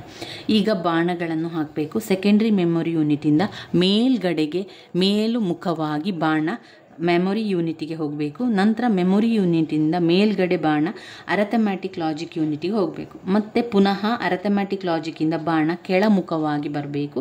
ಹಾಗೆ ಮೆಮೊರಿ ಯೂನಿಟಿಂದ ದ್ವಿತೀಯ ಸಂಗ್ರಹಣಾ ಯೂನಿಟಿಗೆ ಕೆಳಮುಖವಾಗಿ ಬಾಣ ಬರಬೇಕು. ನಂತರ ಕಂಟ್ರೋಲ್ ಯೂನಿಟಿನಿಂದ ಒಂದು ಕನೆಕ್ಷನ್ ಮೆಮೊರಿ ಯೂನಿಟಿಗೆ ಬರಬೇಕು. ಎಡದ ಬದಿಯಲ್ಲಿ ಕಂಟ್ರೋಲ್ ಯೂನಿಟಿನಿಂದ ಮೆಮೊರಿ ಯೂನಿಟ್ಗೆ ಒಂದು ಕನೆಕ್ಷನ್, ಹಾಗೆ ಕಂಟ್ರೋಲ್ ಯೂನಿಟಿನಿಂದ ಅಂಕಗಣಿತ ಮತ್ತು ತರ್ಕಶಾಸ್ತ್ರದ ಘಟಕಕ್ಕೆ ಒಂದು ಯೂನಿಟ್ ಅಲ್ಲಿ ಕನೆಕ್ಟ್ ಆಗಬೇಕು. ನಂತರ ಬರಿತಾ ಹೋಗಿ. ಇನ್ಪುಟ್ ಘಟಕದ ವಿವರಿಸಬೇಕಲ್ವಾ, ಮೊದಲು ಅದರ ಪಾರ್ಟ್ಗಳನ್ನು ಬರೀರಿ. ಈ ರೀತಿಯಾಗಿ ಬರೀರಿ. ಕಂಪ್ಯೂಟರ್ನ ಕ್ರಿಯಾತ್ಮಕ ಘಟಕಗಳಲ್ಲಿ ಬರುವಂಥ ಭಾಗಗಳು: ಇನ್ಪುಟ್ ಘಟಕ, CPU, ಕೇಂದ್ರ ಸಂಸ್ಕರಣಾ ಘಟಕ, ನಿಯಂತ್ರಣ ಘಟಕ, ಅರಿಥಮೆಟಿಕ್ ಆ್ಯಂಡ್ ಲಾಜಿಕ್ ಯೂನಿಟ್, ಅಂಕಗಣಿತ ಮತ್ತು ತರ್ಕಶಾಸ್ತ್ರದ ಘಟಕ, ಮೆಮೊರಿ ಯೂನಿಟ್, ಸಂಗ್ರಹಣಾ ಘಟಕ, ದ್ವಿತೀಯ memory unit, secondary memory unit, output ಘಟಕ ಅಂತ ಬರೆಯಿರಿ. ನಂತರ ವಿವರಣೆ ಮಾಡ್ತಾ ಹೋಗಿ. ಇನ್ಪುಟ್ ಘಟಕ ಅಂದರೆ ಮಾಹಿತಿಗಳನ್ನು ಪಡೆದುಕೊಳ್ಳುವುದು, ದತ್ತಾಂಶಗಳನ್ನು ತೆಗೆದುಕೊಳ್ಳುವುದು. ನಂತರ ಅದು ಕಂಪ್ಯೂಟರ್ನ ಬೈನರಿ ಭಾಷೆಗೆ ಅದನ್ನು ವರ್ಗಾವಣೆ ಮಾಡಿಕೊಂಡು ಅದು ಕಂಪ್ಯೂಟರ್ನ ಸಂಗ್ರಹಣ ಘಟಕಕ್ಕೆ ಕಳಿಸ್ತದೆ. ಸಂಗ್ರಹಣ ಘಟಕದಿಂದ ದ್ವಿತೀಯ ಸಂಗ್ರಹಣ ಘಟಕಕ್ಕೆ ಕಳಿಸಿ ಬೇಕಾದ ಪ್ರೋಗ್ರಾಮ್ಗಳನ್ನೆಲ್ಲ ಮಾಡಿಕೊಂಡು ಅದು ಅಂಕಗಣಿತ ಮತ್ತು ತರ್ಕಶಾಸ್ತ್ರದ ರೀತಿಯಲ್ಲಿ ಬೇಕಂತಾದರೆ ಅಂಕಗಣಿತ ತರ್ಕಶಾಸ್ತ್ರಕ್ಕೆ ಅದನ್ನು ಕಳಿಸ್ತದೆ. ನಂತರ ಅದನ್ನೆಲ್ಲ ಕೂಡ ನಿಯಂತ್ರಣವನ್ನು ಕೂಡ ಮಾಡ್ತದೆ. ಎಷ್ಟು ಸಮಯ ಬೇಕೋ ಅಷ್ಟು ಸಮಯ ಮೆಮೊರಿಯಲ್ಲಿ ಇಟ್ಕೊಳ್ತದೆ ಅದು. ನಂತರ ಎಲ್ಲವನ್ನು ಕೂಡ ಲೆಕ್ಕಾಚಾರಗಳನ್ನು ಮಾಡಿ ಅದಕ್ಕೆ ಬೇಕಾದಂಥ ಫಲಿತಾಂಶವನ್ನು ಔಟ್ಪುಟ್ ಮುಖಾಂತರ ನಮಗೆ ಕೊಡುವಂಥದ್ದು, ಔಟ್ಪುಟ್ ಮೂಲಕ ನಮಗೆ ಕೊಡುವಂಥದ್ದು. ಈ ರೀತಿಯಾಗಿ ವಿವರಿಸ್ತಾ ಹೋಗಿ. ಇನ್ಪುಟ್ ಸಾಧನಗಳು ಇನ್ಪುಟ್ ಸಾಧನಗಳು ಕೂಡ ಮುಖ್ಯವಾಗಿರುವಂತಹ ಒಂದು ಪ್ರಶ್ನೆ. ಇನ್ಪುಟ್ ಸಾಧನ ಅಂತ ಬಂದಾಗ ಇದು ಒಂದು ಬಾಹ್ಯ ಸಾಧನ. ಕಂಪ್ಯೂಟರ್ ಇನ್ಪುಟ್ ಅಂತ ಹೇಳಿದ ಕೂಡ ನಿಮಗೆ ಯಾವುದು ಅಂತ ಗೊತ್ತಿದೆ ಅಲ್ವಾ, ಅದು ಬಾಹ್ಯ ಸಾಧನ. ಅದು ದತ್ತಾಂಶಗಳನ್ನು ಮಾಹಿತಿಗಳನ್ನು ಪಡೆದುಕೊಳ್ಳುತ್ತದೆ ಮತ್ತು ಅದಕ್ಕೆ ಯಾವುದೆಲ್ಲ ಅದನ್ನು ಬದಲಾವಣೆ ಮಾಡುವಂಥದ್ದು, ವರ್ಗಾವಣೆ ಮಾಡುವಂಥದ್ದು, ಬೈನರಿ ಭಾಷೆಗೆ ಅದನ್ನು ಕನ್ವರ್ಟ್ ಮಾಡುವಂಥದ್ದು, ಇದನ್ನೆಲ್ಲ ಇನ್ಪುಟ್ ಸಾಧನ ಮಾಡ್ತದೆ. ಇನ್ಪುಟ್ ಸಾಧನಗಳು ಯಾವುದೆಲ್ಲ ಕಂಪ್ಯೂಟರ್ನಲ್ಲಿರುವಂಥ ಇನ್ಪುಟ್ ಸಾಧನಗಳು, ಒಂದು ಕೀಬೋರ್ಡ್, ಕೀಲಿಮಣೆ, mouse, trackball, joystick, light pen, scanner, touch ಫಲಕಗಳು, ಡಿಜಿಟಲ್ ಕ್ಯಾಮರಾ, ಸ್ಮಾರ್ಟ್ ಕಾರ್ಡ್. ಇದನ್ನು ಕೇಳ್ತಾರೆ ಸ್ನೇಹಿತರೆ. ಇನ್ಪುಟ್ ಸಾಧನಗಳು ಯಾವುದು? 3 ಇನ್ಪುಟ್ ಸಾಧನಗಳನ್ನು ವಿವರಿಸಿ ಅಂತ. ಇನ್ಪುಟ್ ಸಾಧನ ಅಂತ ಹೇಳಿದರೆ ಕಂಪ್ಯೂಟರ್ನ ಬಾಹ್ಯ ಘಟಕವಾಗಿದೆ, ಬಾಹ್ಯ ಸಾಧನವಾಗಿದೆ. ಇದು ದತ್ತಾಂಶ ಮತ್ತು ಮಾಹಿತಿಗಳನ್ನು ಪಡೆದುಕೊಳ್ಳುತ್ತದೆ. ಅವುಗಳನ್ನು ಪಡೆದುಕೊಂಡು ಅವುಗಳಿಗೆ ಬೇಕಾದಂತಹ ಬದಲಾವಣೆಗಳನ್ನು ಮಾಡಿಕೊಂಡು ಕಂಪ್ಯೂಟರ್ಗೆ ರವಾನಿಸ್ತದೆ. ಇನ್ಪುಟ್ ಸಾಧನಗಳು ಯಾವುದೆಲ್ಲ ಮತ್ತೊಮ್ಮೆ ಹೇಳ್ತಾ ಇದ್ದೇನೆ. ಕೀಬೋರ್ಡ್ ಅಂತಲೇ ಬರೀರಿ, ಕನ್ನಡ ಅಕ್ಷರಗಳಲ್ಲಿ ಬರೀರಿ, ಅಥವಾ ಕೀಲಿಮಣೆ, ಕೀಬೋರ್ಡ್ ಅಥವಾ ಕೀಲಿಮಣೆ, mouse, trackball, joystick, light pen, scanner, touch ಫಲಕಗಳು, digital camera, smart card, smart card.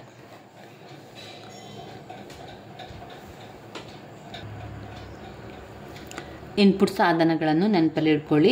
ಕೀಲಿಮಣೆ, keyboard, mouse, trackball, joystick, light pen, scanner, touch ಫಲಕಗಳು, digital camera, smart card.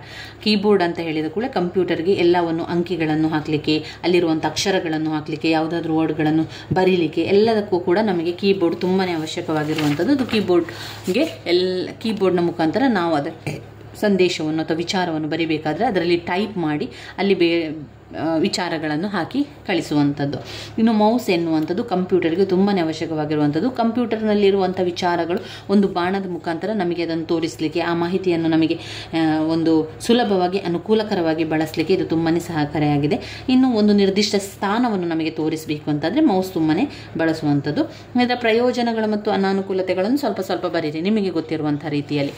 Track balls ಅಂತ ಹೇಳಿದರೆ ಮೌಸ್ನ ಕೆಳಗಡೆ ಇರುವಂಥದ್ದು, ಸರ್ಕಲ್ ಆಗಲಿಕ್ಕೆ ಇರುವಂಥದ್ದು. ಟಚ್ ಪ್ಯಾಡ್ಗಳು, ಒಂದು ವೇಳೆ ಮೌಸ್ನ ಬದಲಿಗೆ ಈ ಟಚ್ ಪ್ಯಾಡ್ಗಳನ್ನು ಬಳಸ್ತೇವೆ. ಟಚ್ ಪ್ಯಾಡ್ನ ಮೂಲಕ ಮಾಡಿದರೆ ಆ ಬಾಣಗಳು ಸಿಗ್ತದೆ, ಆ ಒಂದು ಗುರುತನ್ನು ಹಾಕಲಿಕ್ಕೆ ನಮಗೆ ಇದರ ಮೂಲಕ ಸಹಾಯಕ ಆಗ್ತದೆ. ಇನ್ನು ಜಾಯ್ಸ್ಟಿಕ್ ಎನ್ನುವಂಥದ್ದು ಆಟಗಳನ್ನು ಆಡಲಿಕ್ಕೆ, ಯಾವುದಾದ್ರೂ ಆಸ್ಪತ್ರೆಗಳ ಅಲ್ಟ್ರಾಸೌಂಡ್ ಸ್ಕ್ಯಾನರ್ಗಳನ್ನು ಮಾಡಲಿಕ್ಕೆ ಯಾವುದನ್ನು ಜಾಯ್ಸ್ಟಿಕ್, ಕಂಪ್ಯೂಟರ್ ಆಟಗಳನ್ನು ಆಡಲಿಕ್ಕೆ ಮತ್ತು ಆಸ್ಪತ್ರೆಯಲ್ಲಿ ಅಲ್ಟ್ರಾಸೌಂಡ್ ಸ್ಕ್ಯಾನರ್ಗಳನ್ನು ಮಾಡಲಿಕ್ಕೆ ಜಾಯ್ಸ್ಟಿಕ್ಕನ್ನು ಬಳಸ್ತಾರೆ. ಟಚ್ ಸ್ಕ್ರೀನ್ ಅಂತ ಹೇಳಿದರೆ ನಾವು ಬೆರಳುಗಳ ಸಹಾಯದಿಂದ ಎಲ್ಲವನ್ನು ಕೂಡ ಮುಟ್ಟಿಕೊಂಡು ನಮಗೆ ಬೇಕಾದ ಒಂದು ವಿಷಯಗಳಿಗೆ ಟಚ್ ಮಾಡಿ ನಂತರ ನಾವು ಅದನ್ನು ಮಾಡೋದು. ಇದನ್ನು ಎಲ್ಲ ಕಡೆ ಬಳಸ್ತೀವಿ. ಈಗ ಮಾಲ್ಗಳಲ್ಲಿ, ಮಳಿಗೆಗಳಲ್ಲಿ, ಹೋಟೆಲ್ಗಳಲ್ಲಿ, ವಸ್ತು ಸಂಗ್ರಹಾಲಯಗಳಲ್ಲಿ, ಆಮೇಲೆ ATMಗಳಲ್ಲಿ. ನೀವು ಮುಖ್ಯವಾಗಿ ನೀವು ನೋಡಿದರೆ ATM ದುಡ್ಡಿಗಾಗಿ ನಾವು ಹೋದಾಗ ಎಲ್ಲ ಕೂಡ ಅಲ್ಲಿ ನಾವು ಬೆರಳುಗಳ ಸಹಾಯದಿಂದ ಮಾಡುವಂಥದ್ದು. ಅಂದರೆ ಟಚ್ ಸ್ಕ್ರೀನ್, ಅದೆಲ್ಲ ಟಚ್ ಸ್ಕ್ರೀನ್ ಆಗಿರ್ತದೆ. ಇನ್ನು ಬಾರ್ಕೋಡ್ ರೀಡರ್ ನೀವು ಮಾಲ್ಗಳಲ್ಲಿ ಅಥವಾ ನೀವು ಒಂದು ರಿಲಯನ್ಸ್, ಮೋರ್ ಈ ರೀತಿಯ ಒಂದು ಇದಕ್ಕೆ ಹೋದಾಗ ಅಲ್ಲಿ ಏನಾಗ್ತದೆ ಅಂದರೆ ಯಾವುದಾದ್ರೂ ಸಾಮಗ್ರಿ ನೀವು ತಗೊಂಡ್ರೆ ಅದನ್ನು ಬಾರ್ಕೋಡ್ ರೀಡರ್ನ ಮೂಲಕ ಅಲ್ಲಿ ಬೆಲೆ ಕಂಪ್ಯೂಟರ್ಗೆ ಬರ್ತದೆ. ಅಲ್ಲಿ ಅವರು ಟೈಪ್ ಮಾಡಲಿಕ್ಕಿಲ್ಲ. ಅಲ್ಲೇನು ಮಾಡ್ತಾರೆ, ಬಾರ್ಕೋಡ್ ರೀಡರ್ನ ಮೂಲಕ ಒಂದು ಕೆಂಪು ಲೈಟ್ ಬರ್ತದೆ. ಯಾವುದಾದ್ರೂ ಸಾಮಗ್ರಿಯನ್ನು ಈ ರೀತಿ ಇಟ್ಟು ನೋಡಿದಾಗ ಟಿ ಅಂತ ಬಂದು ಆ ಒಂದು ಅಲ್ಲಿರುವಂತಹ ಅದರ ರೇಟ್, ಆ ಸಾಮಗ್ರಿಯ ರೇಟ್ ಕಂಪ್ಯೂಟರ್ನಲ್ಲಿ ಎಂಟ್ರಿ ಆಗ್ತದೆ. ಇದು ಬಾರ್ಕೋಡ್ ರೀಡರ್. ತುಂಬಾ ಸಹಾಯ, ಬೇಗ ಆಗ್ತದೆ ಮತ್ತು ತುಂಬ ವೇಗವಾಗಿ ಮಾಡಲಿಕ್ಕೆ ಸಹ ಆಗ್ತದೆ. ಬೇರೆಯಲ್ಲಿ ಕೂಡ ಇದನ್ನು ಬಳಸಲಿಕ್ಕೆ ಇಲ್ಲ. ಅದಾದಮೇಲೆ ಇವಿಷ್ಟು ಇನ್ಪುಟ್ ಸಾಧನಗಳು ನಿಮಗೆ ಗೊತ್ತಿರಲಿ. ಆಮೇಲೆ ಇದು ಇದೆ ನೋಡಿ, ಯಾವುದು ಆ ಒಂದು ಸ್ಟಿಕ್, ಕೈ ಸ್ಕ್ಯಾನರ್, ಡಿಜಿಟಲ್ ಕ್ಯಾಮರಾ. ಅದು ಸ್ಟಿಕ್ಕಿನ ಮುಖಾಂತರ ನಾವು ಟಚ್ ಸ್ಕ್ರೀನ್, ಬೆರಳಿನ ಬದಲು ಆ ಒಂದು ಕೋಲನ್ನು ಉಪಯೋಗಿಸಿಕೊಂಡು ಮಾಡುವಂಥದ್ದು. ಇನ್ನು ಇಂಪ್ಯಾಕ್ಟ್ ಮುದ್ರಕಗಳು ಮತ್ತು ನಾನ್ ಇಂಪ್ಯಾಕ್ಟ್ ಮುದ್ರಕಗಳನ್ನು ಕೇಳ್ತಾರೆ. ಇಂಪ್ಯಾಕ್ಟ್ ಮುದ್ರಕ ಅಂದರೆ ಏನು, ನಾನ್ ಇಂಪ್ಯಾಕ್ಟ್ ಮುದ್ರಕ ಅಂದರೆ ಏನು ನೋಡಿ. ಇಂಪ್ಯಾಕ್ಟ್ ಮುದ್ರಕ ಅಂತ ಹೇಳಿದರೆ ಅದು ಅಕ್ಷರಗಳ ಮುದ್ರಕ. ಇಂಪ್ಯಾಕ್ಟ್ ಮುದ್ರಕಗಳು ಇದು ಈ ಒಂದು ಶಾಯಿ ರಿಬ್ಬನ್ ಮತ್ತು ಕಾಗದಗಳ ಸಂಪರ್ಕದಿಂದ ಕಾಗದ ತುಂಡುಗಳ ಮೇಲೆ ಅಕ್ಷರಗಳು ಮತ್ತು ಗ್ರಾಫಿಕ್ಗಳು ರೂಪಿತವಾಗುವಂಥದ್ದು ಇಂಪ್ಯಾಕ್ಟ್ ಪ್ರಿಂಟರ್ಸ್, ಪ್ರಿಂಟ್ ಮಾಡುವಂಥದ್ದು. ಇಲ್ಲಿ ಇಂಪ್ಯಾಕ್ಟ್ ಪ್ರಿಂಟರ್ಸ್, ಇಲ್ಲಿ ಅಕ್ಷರ ಮುದ್ರಣ ಆಗ್ತದೆ. ಡೈಸಿ ವೀಲ್ ಮುದ್ರಕ, ಈ ಮುದ್ರಕಗಳು ಒಂದು ಸಮಯದಲ್ಲಿ ಒಂದೇ ಅಕ್ಷರ ಮುದ್ರಿಸಬಹುದು. ಅವು ಬೆರಳಚ್ಚು ಯಂತ್ರದ ಕೆಲಸ ಮಾಡ್ತದೆ. ಉದಾಹರಣೆಗೆ ಡೈಸಿ ವೀಲ್ ಮುದ್ರಕ, ಡಾಟ್ ಮ್ಯಾಟ್ರಿಕ್ ಮುದ್ರಕ, ಇಂಕ್ ಜೆಟ್ ಪ್ರಿಂಟರ್. ಇಂಪ್ಯಾಕ್ಟ್ ಮುದ್ರಕಗಳು ಯಾವಾಗಲೂ ಅದು ಶಾಯಿ ರಿಬ್ಬನ್ ಮತ್ತು ಕಾಗದವನ್ನು ಬಳಸಿಕೊಂಡು ಮಾಡುವಂಥದ್ದು. ಅಕ್ಷರಗಳ ಮುದ್ರಣವನ್ನು ಒಂದೊಂದೇ ಅಕ್ಷರವನ್ನು ಹಾಕಿಸಿ ಮಾಡಿಸುವಂಥದ್ದು, ಒಂದೊಂದು ಅಕ್ಷರ ಮುದ್ರಿಸಿ ಬೆರಳಚ್ಚು ಯಂತ್ರದ ಸಹಾಯದಿಂದ ಮಾಡುವಂಥದ್ದು ಅಥವಾ ಶಾಯಿಯಿಂದ ಜೆಟ್ ಪ್ರಿಂಟರ್ಗಳಿಂದ ಮಾಡುವಂಥದ್ದು ಇಂಪ್ಯಾಕ್ಟ್ ಮುದ್ರಕಗಳು. ಆಮೇಲೆ ಅದರ ಪರಿಣಾಮ ಅಲ್ಲದ ಮುದ್ರಕಗಳು, ನಾನ್ ಇಂಪ್ಯಾಕ್ಟ್ ಮುದ್ರಕಕ್ಕೆ ಪರಿಣಾಮ ಅಲ್ಲದ ಮುದ್ರಕ ಅಂತ ಹೇಳುವಂಥದ್ದು. ಇಲ್ಲಿ ಇದು ಪರಿಣಾಮ ಅಲ್ಲದ ಪ್ರಿಂಟರ್ ವಾಸ್ತವವಾಗಿ ಕಾಗದಕ್ಕೆ ಪ್ರಿಂಟ್ ಹೆಡ್ನಿಂದ ಹೊಡೆಯದೆ ಅಕ್ಷರಗಳನ್ನು ಮತ್ತು ಗ್ರಾಫಿಕ್ಗಳನ್ನು ರೂಪಿಸ್ತಾರೆ. ನಾನ್ ಇಂಪ್ಯಾಕ್ಟ್ ಮುದ್ರಕಗಳಲ್ಲಿ ಗ್ರಾಫಿಕ್ಗಳನ್ನು ಬಳಸಿ ಪ್ರಿಂಟನ್ನು ಮಾಡುವಂಥದ್ದು. ಇಲ್ಲಿ ಯಾವುದೇ ರೀತಿಯ ಇಲ್ಲಿ ಅಚ್ಚನ್ನು ಹಾಕಲಿಕ್ಕೆ ಇಲ್ಲ. ಈ ಒಂದು ನಾನ್ ಇಂಪ್ಯಾಕ್ಟ್ ಮುದ್ರಕಗಳು ನಿಶಬ್ದವಾಗಿ ಕೆಲಸ ಮಾಡ್ತದೆ. ಆದರೆ ಇಂಪ್ಯಾಕ್ಟ್ ಮುದ್ರಕ ಹೇಗೆ ಅಂತ ಆದರೆ ಅಚ್ಚು ಮಾಡ್ತಾರೆ ನೋಡಿ, ಟಕ್ ಟಕ್ ಟಕ್ ಟಕ್ ಟಕ್ ಅಂತ ಕೇಳ್ತದೆ. ಅದು ಯಂತ್ರದ ಮುಖಾಂತರ, ಬೆರಳಚ್ಚು ಯಂತ್ರದ ಮೂಲಕ ಇಂಪ್ಯಾಕ್ಟ್ ಮುದ್ರಕಗಳನ್ನು ಮಾಡುವಂಥದ್ದು. ಈ ರೀತಿ 1 0 8 2 3 ಈ ರೀತಿ ಅಂಕೆಗಳನ್ನು ಮಾಡಬೇಕಾದ್ರೆ ಒಂದೊಂದೇ ಅಕ್ಷರವನ್ನು ಅಚ್ಚು ಹಾಕ್ತಾ ಹಾಕ್ತಾ ಹಾಕ್ತಾ ಮಾಡೋದು. ಅದು ಬೆರಳಚ್ಚು ಯಂತ್ರದ ಮೂಲಕ ಟಕ್ ಟಕ್ ಟಕ್ ಟಕ್ ಟಕ್ ಟಕ್ ಅಂತ ಬರ್ತದೆ ನೋಡಿ, ಟಕ್ ಟಕ್ ಟಕ್ ಟಕ್ ಅಂತ ಒಂದು ಸ್ವರ ಬರ್ತದೆ ನೋಡಿ, ಅದು ಇದೆಯಲ್ಲ, ಅದು ಬೆರಳಚ್ಚು ಯಂತ್ರದ ಮೂಲಕ ಮಾಡುವಂಥದ್ದು. ಅದು ಇಂಪ್ಯಾಕ್ಟ್ ಮುದ್ರಕಗಳಲ್ಲಿ. ಮುದ್ರಕ ಅಂದರೆ ಪ್ರಿಂಟರ್ಸ್. ಇಂಪ್ಯಾಕ್ಟ್ ಪ್ರಿಂಟರ್ಸಲ್ಲಿ ಅಕ್ಷರ ಮುದ್ರಣವನ್ನು ಮಾಡುವಂಥದ್ದು, ಒಂದೊಂದೇ ಅಚ್ಚನ್ನು ಬಳಸುವಂಥದ್ದು ಮತ್ತು ಬೆರಳಚ್ಚು ಯಂತ್ರದ ಮುಖಾಂತರ ಅದನ್ನು ಮಾಡುವಂಥದ್ದು. ಇದರಲ್ಲಿ ಶಾಯಿಯನ್ನು ಕೂಡ ಬಳಸ್ತಾರೆ, ಆದರೆ ಒಂದೊಂದೇ ಇಂಕ್ ಜೆಟ್ ಪ್ರಿಂಟರ್ ಮೂಲಕ ಬಳಸ್ತಾರೆ ಮತ್ತು ಒಂದು ಹೆಚ್ಚು ಸ್ವರದಿಂದ ಕೂಡಿರುತ್ತದೆ. ಇದು ಸ್ವಲ್ಪ ಖರ್ಚು ಜಾಸ್ತಿ ಇರ್ತದೆ. ಶಾಯಿ ಸುರಿಯುತ್ತಿದ್ದಂತೆ ಪ್ರಿಂಟರ್ ಔಟ್ ಕ್ರಮೇಣ ಬದಲಾಗಿ ಬಿಡ್ತದೆ. ಕಡಿಮೆ ಆಗಬಾರ್ದು, ಶಾಯಿ ಹೆಚ್ಚೆಚ್ಚೇ ಇರಬೇಕು. ಕಡಿಮೆ ಆದ ತಕ್ಷಣ ಆ ಒಂದು ಅಕ್ಷರಗಳ ಕಲರು ಕೂಡ ಕಡಿಮೆ ಆಗ್ತಾನೆ ಹೋಗ್ತದೆ. ಇಂಪ್ಯಾಕ್ಟ್ ಮುದ್ರಕಗಳು ಸಾಮಾನ್ಯವಾಗಿ ಶಬ್ದ ಬರ್ತದೆ, ಇಲ್ಲಿ ಶಬ್ದ ಬರ್ತದೆ. ಆದರೆ ನಾನ್ ಇಂಪ್ಯಾಕ್ಟ್ ಮುದ್ರಕಗಳಲ್ಲಿ ಯಾವುದೇ ಶಬ್ದ ಇಲ್ಲ, ನಿಶಬ್ದದಿಂದ ಆಗ್ತಾನೆ ಹೋಗ್ತದೆ. ಅದು ಗೊತ್ತೇ ಆಗೋದಿಲ್ಲ ನಮಗೆ. ಬೇಗ ಬೇಗ ತುಂಬಾ ಫಾಸ್ಟ್ ಆಗ್ತದೆ. ಇನ್ನು ಸ್ವಲ್ಪ ನಿಧಾನ ಆಗ್ತದೆ ಮತ್ತು ಖರ್ಚು ಕೂಡ ಹೆಚ್ಚು. ಮತ್ತು ಇದಕ್ಕೆ ಬೆರಳಚ್ಚು ಯಂತ್ರಗಾರರು ಬೇಕು, ಬೆರಳಚ್ಚು ಗೊತ್ತಿರುವವರು ಆಗಬೇಕು. ಆದರೆ ನಾನ್ ಇಂಪ್ಯಾಕ್ಟ್ ಮುದ್ರಕ ಅಲ್ಲಿ ಶಾಯಿ ಮುದ್ರಕ, ಇಲ್ಲಿ ಇಂಕ್ ಜೆಟ್ ಮುದ್ರಕ ತಂತ್ರಜ್ಞಾನ ಮೂಲಕ ಕೆಲಸವನ್ನು ಮಾಡ್ತದೆ. ಇಲ್ಲಿ ಕೈಯ ಸಹಾಯದಿಂದ ಮಾಡಲಿಕ್ಕಿಲ್ಲ, ಬೆರಳಚ್ಚು ಯಂತ್ರವನ್ನು ಉಪಯೋಗಿಸಲಿಕ್ಕಿಲ್ಲ. ಇದು ಅದು ಮಿಷನ್ನಲ್ಲಿ ಎಲ್ಲ ಕೂಡ ಮಾಡ್ತಾನೆ ಹೋಗ್ತದೆ. ಸಣ್ಣ ಶಾಯಿಯ ಹನಿಗಳು ಅಲ್ಲಿ ಬೀಳ್ತಾ ಬೀಳ್ತಾ ಅದು ಅಕ್ಷರ ಬರುವಂಥದ್ದು. ಅಲ್ಲಿ ಅವರು ಹಾಕಿರಬೇಕು, ಮೊದಲೇ ಆ ಒಂದು ಇಂಕ್ ಹಾಕಿರಬೇಕು. ಇಲ್ಲಿ ಪದೇ ಪದೇ ಇಂಕನ್ನು ಹಾಕಲಿಕ್ಕಿಲ್ಲ. ಈ ಮುದ್ರಕ ಕಾರ್ಯಾಚರಣೆಯಲ್ಲಿ ನಿಶಬ್ದವಾಗಿರ್ತದೆ. ಆಮೇಲೆ ಇದು ರೆಸೊಲ್ಯೂಷನ್ ಮೂಲಕ ಅಪ್ಪಟವಾದ ಸುಗಮ ವಿವರಗಳನ್ನು ಮುದ್ರಿತ ಮಾಡ್ತದೆ, ಸುಗಮವಾಗಿ ನಮಗೆ ಮಾಡಿಕೊಡ್ತದೆ. ಛಾಯಾಗ್ರಹಣ ಗುಣಮಟ್ಟದ ಪಠ್ಯಚಿತ್ರಗಳನ್ನು ಕೂಡ ಉತ್ಪತ್ತಿ ಮಾಡ್ತದೆ. ಇದು ಬಣ್ಣಗಳ ಒಂದು ಇದು ಕೂಡ ಮಾಡ್ತದೆ, ಬಣ್ಣಗಳಿಂದ ಕೂಡಿದಂತಹ ಪಾಠಪುಸ್ತಕಗಳನ್ನು ಮಾಡುವಂಥದ್ದು ಕೂಡ ಮಾಡ್ತದೆ. ಆದರೆ ನಾನ್ ಇಂಪ್ಯಾಕ್ಟ್ ಮುದ್ರಕಗಳು ತುಂಬ ದುಬಾರಿಯಾಗಿರುವಂಥದ್ದು. ಶಾಯಿ ಸಾಮಾನ್ಯವಾಗಿ ತುಂಬ ದುಬಾರಿಯಾಗಿರ್ತದೆ. ಅನೇಕ ಇಂಕ್ ಕಾರ್ಟಿಜ್ಗಳು ಪ್ರಿಂಟರ್ ಶಾಯಿ ಮಟ್ಟ ಅಂದಾಜಿಸಲು ಸಂವಹಿಸುವ ಒಂದು ಬುದ್ಧಿವಂತ ಮೈಕ್ರೋ ಚಿಪ್ ಹೊಂದಿರುತ್ತದೆ. ಈ ಪ್ರಿಂಟರ್ ದೋಷ ಸಂದೇಶವನ್ನು ತೋರಿಸುತ್ತದೆ ಅಥವಾ ತಪ್ಪಾಗಿ ಶಾಯಿ ಕಾರ್ಟ್ರಿಜ್ ಖಾಲಿ ಎಂದು ಬಳಕೆದಾರರು ತಿಳಿಸಲು ಕಾರಣವಾಗಬಹುದು. ಇದು ದುಬಾರಿಯಾಗಿರುವಂಥದ್ದು ನಾನ್ ಇಂಪ್ಯಾಕ್ಟ್ ಮುದ್ರಕಗಳು. ಇಂಪ್ಯಾಕ್ಟ್ ಮುದ್ರಕಗಳು ಸ್ವಲ್ಪ ಕಡಿಮೆ ಇರ್ತದೆ. ನಾನ್ ಇಂಪ್ಯಾಕ್ಟ್ ಮುದ್ರಕಗಳು ಇದು ದುಬಾರಿಯಾಗಿದೆ. ಇಂಪ್ಯಾಕ್ಟ್ ಮುದ್ರಕಗಳಲ್ಲಿ ಸ್ವರ ಬರ್ತದೆ, ಶಬ್ದ ಬರ್ತದೆ. ಇದು ಅಕ್ಷರ ಮುದ್ರಣವಾಗಿರುವಂಥದ್ದು, ಒಂದೊಂದೇ ಅಕ್ಷರವನ್ನು ಮಾಡಿ ಬಳಸುವಂಥದ್ದು. ಶಾಯಿಯನ್ನು ಹಾಕಿ ಮಾಡೋದು. ಶಾಯಿ ಕಡಿಮೆ ಆಯಿತು ಅಂತಂದರೆ ಅದು ಅಕ್ಷರಗಳ ಡಲ್ಲಾಗಿ ಬರ್ತಾನೆ ಹೋಗ್ತದೆ. ಆದರೆ ನಾನ್ ಇಂಪ್ಯಾಕ್ಟ್ ಮುದ್ರಕಗಳೇನು ಅಂದರೆ ಇದು ದುಬಾರಿಯಾಗಿರುವಂಥದ್ದು. ಶಾಯಿ ಮುದ್ರಕದಲ್ಲಿ ಇದು ತಂತ್ರಜ್ಞಾನದ ಮೂಲಕ ಮಾಡ್ತಾನೆ ಹೋಗ್ತದೆ. ಇಲ್ಲಿ ನಾವು ಪದೇ ಪದೇ ಒತ್ತಿ ಹಾಕಲಿಕ್ಕಿಲ್ಲ ಅಥವಾ ಬೆರಳಚ್ಚು ಸಹಾಯದಿಂದ ಬಳಸಲಿಕ್ಕಿಲ್ಲ. ಅದರ ಎಲ್ಲ ಒಳಗಿನ ಕೆಲಸ ತಂತ್ರಾಂಶದ ಮೂಲಕ ಅದು ಯಂತ್ರಗಳು ಮಾಡ್ತಾನೆ ಹೋಗ್ತದೆ. ಅಲ್ಲಿ ಶಾಯಿ ಒಂದು ಕಡೆಯಲ್ಲಿ ಹಾಕಿಬಿಟ್ರೆ ನಂತರ ಅದು ನಮಗೆ ಅದು ಮುಗಿದಾಗ ಅದರ ಒಂದು ಸಿಗ್ನಲನ್ನು ಕೂಡ ಕೊಡ್ತದೆ. ಇಂತಿಷ್ಟು ಸಮಯದಲ್ಲಿ ಫಾಸ್ಟ್ ಆಗಿ ಕೆಲಸ ಮಾಡ್ತದೆ. ಇದು ನಾನ್ ಇಂಪ್ಯಾಕ್ಟ್ ಮುದ್ರಕ. ಇದು ದುಬಾರಿಯಾಗಿದೆ. ಹಾಗೆ ಇದು ರೆಸೊಲ್ಯೂಷನ್ ಮೂಲಕ ಅಪ್ಪಟವಾದ ಸುಗಮ ವಿವರಣೆಗಳನ್ನು ಕೂಡ ಮುದ್ರಿಸ್ತದೆ.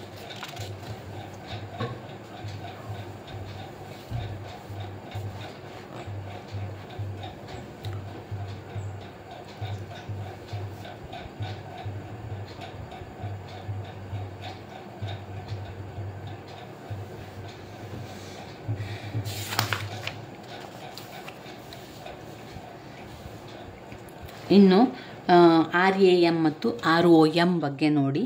ರ್ಯಾಮ್ ಮತ್ತು read only memory, secondary memory unit ನಾವು ಓದಿದ್ದೇವೆ ನೋಡಿ. Magnetic chip, magnetic tape.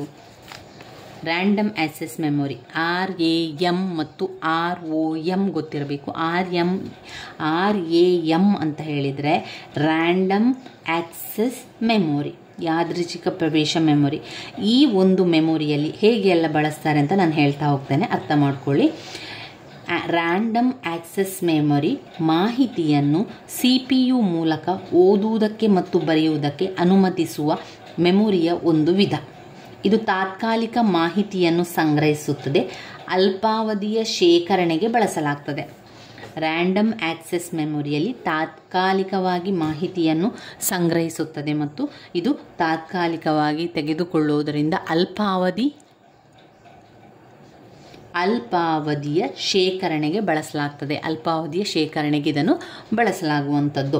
ಇನ್ನು ಇದರಲ್ಲಿ ರ್ಯಾಂಡಮ್ ಆಕ್ಸೆಸ್ ಮೆಮೊರಿಯಲ್ಲಿ ಮಾಹಿತಿ ವಿದ್ಯುತ್ ಶಕ್ತಿಯ ಮೇಲೆ ಸಂಗ್ರಹಿಸಲಾಗ್ತದೆ. ರ್ಯಾಂಡಮ್ ಆಕ್ಸೆಸ್ ಮೆಮೊರಿಯಲ್ಲಿ ವಿದ್ಯುತ್ ಶಕ್ತಿಯನ್ನು ಸಂಗ್ರಹಿಸಲಾಗ್ತದೆ. ವಿದ್ಯುತ್ ಶಕ್ತಿಯ ಮೇಲೆ ಮಾಹಿತಿ ವಿದ್ಯುತ್ ಶಕ್ತಿಯ ಮೇಲೆ ಸಂಗ್ರಹಿಸಲಾಗುತ್ತದೆ. ಬಾಷ್ಪಶೀಲ ಎಂದು ಇದಕ್ಕೆ ಕರೆಯುವಂಥದ್ದು. ಕಂಪ್ಯೂಟರ್ ಆಫ್ ಮಾಡಿದಾಗ ಅಥವಾ ವಿದ್ಯುತ್ ಶಕ್ತಿ ಅಡ್ಡಿಪಡಿಸಿದಾಗ ಅದು ಕಳೆದು ಹೋಗುತ್ತದೆ. ನೋಡಿ, ರ್ಯಾಂಡಮ್ ಆಕ್ಸೆಸ್ ಮೆಮೊರಿ ಎನ್ನುವಂಥದ್ದು ಅದು ಮಾಹಿತಿಯನ್ನು CPU ಮೂಲಕ ಪಡೆದುಕೊಂಡು ಓದಲು ಮತ್ತು ಬರೆಯಲು ಅದನ್ನು ಉಪಯೋಗಿಸುತ್ತಾರೆ. ಈ ಒಂದು ರ್ಯಾಂಡಮ್ ಆಕ್ಸೆಸ್ ಮೆಮೊರಿ ಎನ್ನುವಂಥದ್ದು ತಾತ್ಕಾಲಿಕವಾಗಿ ಮಾಹಿತಿಯನ್ನು ಪಡೆದುತ್ತದೆ. ಇದು ತಾತ್ಕಾಲಿಕವಾಗಿ ಇರುವಂಥದ್ದು, ಆದ್ದರಿಂದ ಅಲ್ಪಾವಧಿಯ ಶೇಖರಣೆ ಬಳಸಲಾಗುವಂಥದ್ದು. ಅಲ್ಪಾವಧಿಯ ಶೇಖರಣೆಗೆ ಇದನ್ನು ಬಳಸಲಾಗುವಂಥದ್ದು. ರ್ಯಾಂಡಮ್ ಆಕ್ಸೆಸ್ ಮೆಮೊರಿಯಲ್ಲಿ ಮಾಹಿತಿ ವಿದ್ಯುತ್ ಶಕ್ತಿಯ ಮೇಲೆ ಸಂಗ್ರಹಿಸಲಾಗ್ತದೆ. ಇದನ್ನೇನು ಹೇಳ್ತಾರೆ? ಬಾಷ್ಪಶೀಲ ಅಂತ ಕರೆಯುವಂಥದ್ದು. ಇನ್ನು ಈ ಒಂದು ರ್ಯಾಂಡಮ್ ಆಕ್ಸೆಸ್ ಮೆಮೊರಿಯಲ್ಲಿ ಮಾಹಿತಿಯನ್ನು ಸಂಗ್ರಹಿಸಿ ಒಂದು ವೇಳೆ ಆಗ ಕಂಪ್ಯೂಟರ್ ಆಫ್ ಆದರೆ ಅಥವಾ ವಿದ್ಯುತ್ ಶಕ್ತಿ ಕಡಿತ ಆದರೆ ಅದು ಸಂಪೂರ್ಣ ಅಳಿಸಿ ಆಗ್ತದೆ. ನಂತರ ಪುನಃ ಹೊಸದೊಮ್ಮೆ ರ್ಯಾಂಡಮ್ ಆಕ್ಸೆಸ್ ಮೆಮೊರಿಯಲ್ಲಿ ಬರಿಬೇಕಾಗ್ತದೆ. ರೀಡ್ ಓನ್ಲಿ ಮೆಮೊರಿ, ಇದು ROM. ವಿದ್ಯುತ್ ಹೋದಾಗ ROM ಡೇಟಾ ಅಳಿಸಿ ಹೋಗುವುದಿಲ್ಲ. ಇದು ಶಾಶ್ವತವಾದ ಮೆಮೊರಿ. ಇದು ಓದಬಹುದು, ಹಾಗೆ ಬರೆಯಲು ಸಾಧ್ಯವಿಲ್ಲ. ಇದರಲ್ಲಿ ಇದು RAM ರ್ಯಾಂಡಮ್ ಆಕ್ಸೆಸ್ ಮೆಮೊರಿಯಲ್ಲಿ ಓದಲು ಆಗ್ತದೆ, ಬರೆಯಲು ಆಗ್ತದೆ. ಆದರೆ ರೀಡ್ ಓನ್ಲಿ ಮೆಮೊರಿಯಲ್ಲಿ ಓದಬಹುದು, ಆದರೆ ಬರೆಯಲಿಕ್ಕೆ ಸಾಧ್ಯ ಇಲ್ಲ. ಇದರ ವಿರುದ್ಧವಾಗಿ ROM ಇರ್ತದೆ. RAM ಮಾಹಿತಿಯನ್ನು CPU ಮೂಲಕ ಪಡೆದುಕೊಂಡು ಓದಲು ಮತ್ತು ಬರೆಯಲು ಸಹಕಾರಿಯಾಗ್ತದೆ. ಆದರೆ ರೀಡ್ ಓನ್ಲಿ ಮೆಮೊರಿಯಲ್ಲಿ ಇಲ್ಲಿ ಬರೆಯಲು ಮಾತ್ರ ಆಗುವಂಥದ್ದು ಓದಲು ಮಾತ್ರ ಸಾಧ್ಯ, ಆದರೆ ಬರೆಯಲು ಸಾಧ್ಯವಿಲ್ಲ. ರೀಡ್ ಓನ್ಲಿ ಮೆಮೊರಿಯಲ್ಲಿ ಓದಬಹುದು, ಆದರೆ ಬರೀಲಿಕ್ಕೆ ಸಾಧ್ಯ ಇಲ್ಲ. ರ್ಯಾಂಡಮ್ ಆಕ್ಸೆಸ್ ಮೆಮೊರಿ RAM ಅಲ್ಲಿ ಅದು ಶಾಶ್ವತವಾದ ಮಾಹಿತಿಯನ್ನು ಸಿಗುವುದಿಲ್ಲ. ಇಲ್ಲಿ ತಾತ್ಕಾಲಿಕವಾದ ಮಾಹಿತಿ. RAM ಅಲ್ಲಿ ತಾತ್ಕಾಲಿಕವಾದ ಮಾಹಿತಿ, ROM ಅಲ್ಲಿ ಶಾಶ್ವತವಾದ ಮಾಹಿತಿ. ರೀಡ್ RAM ರ್ಯಾಂಡಮ್ ಆಕ್ಸೆಸ್ ಮೆಮೊರಿಯಲ್ಲಿ ತಾತ್ಕಾಲಿಕ ಮಾಹಿತಿ, ROM ಅಲ್ಲಿ ಶಾಶ್ವತವಾದ ಮಾಹಿತಿ. ರ್ಯಾಂಡಮ್ ಆಕ್ಸೆಸ್ ಮೆಮೊರಿಯಲ್ಲಿ ಅಲ್ಪಾವಧಿಯ ಶೇಖರಣೆ ಬಳಸಲಾಗ್ತದೆ, ಇಲ್ಲಿ ದೀರ್ಘಾವಧಿಯ ಶೇಖರಣೆಗೆ ಬಳಸಲಾಗ್ತದೆ. ಇದು ಮಾಹಿತಿಯನ್ನು ವಿದ್ಯುತ್ ಶಕ್ತಿಯ ಮೇಲೆ ಸಂಗ್ರಹಿಸ್ತದೆ. ಇದು ಸಂಪೂರ್ಣ ಕಂಪ್ಯೂಟರ್ ಮೇಲೆ ಸಂಗ್ರಹಿಸ್ತದೆ. ಇದು ವಿದ್ಯುತ್ ಶಕ್ತಿಯ ಮೇಲೆ ಸಂಗ್ರಹಣೆ ಮಾಡಿದರೆ ಇದು ವಿದ್ಯುತ್ ಶಕ್ತಿಯ ಮೇಲೆ ಸಂಗ್ರಹಿಸುವುದಿಲ್ಲ. ಇದು ಕರೆಂಟ್ ಹೋದರೆ, ಕಂಪ್ಯೂಟರ್ ಆಫ್ ಮಾಡಿದರೆ ಸಂಪೂರ್ಣ ಅಳಿಸಿ ಹಾಕ್ತದೆ, ಯಾವುದು ಕೂಡ ಸಿಗೋದಿಲ್ಲ. ಆದರೆ ROM ಅಲ್ಲಿ ಅದು ವಿದ್ಯುತ್ ಶಕ್ತಿಯ ಮೇಲೆ ಇಲ್ಲ. ಆದ್ದರಿಂದ ಕಂಪ್ಯೂಟರ್ ಆಫ್ ಮಾಡಿದರೆ ಅಥವಾ ಅದು ಕಡಿತಗೊಂಡ್ರೆ, ವಿದ್ಯುತ್ ಕಡಿತಗೊಂಡ್ರೆ ಸಂಪೂರ್ಣವಾದ ಮಾಹಿತಿಗಳು ಅಲ್ಲೇ ಇರ್ತದೆ, ಏನೂ ಅಳಿಸಿ ಹೋಗುವುದಿಲ್ಲ, ಏನು ಕೂಡ ಅಳಿಸಿ ಹೋಗುವುದಿಲ್ಲ. ಅಷ್ಟು ಗೊತ್ತಿರಲಿ. ರ್ಯಾಂಡಮ್ ಆಕ್ಸೆಸ್ ಮೆಮೊರಿ RAM ಮಾಹಿತಿಯನ್ನು ಓದಲು ಮತ್ತು ಬರೆಯಲು ಉಪಯೋಗಿಸ್ತಾರೆ. ತಾತ್ಕಾಲಿಕವಾದ ಮಾಹಿತಿ, ಅಲ್ಪಾವಧಿಯ ಶೇಖರಣೆ ಬಳಸ್ತಾರೆ. ಆಮೇಲೆ ಮಾಹಿತಿಯು ವಿದ್ಯುತ್ ಶಕ್ತಿಯ ಮೇಲೆ ಸಂಗ್ರಹಿಸಲಾಗ್ತದೆ.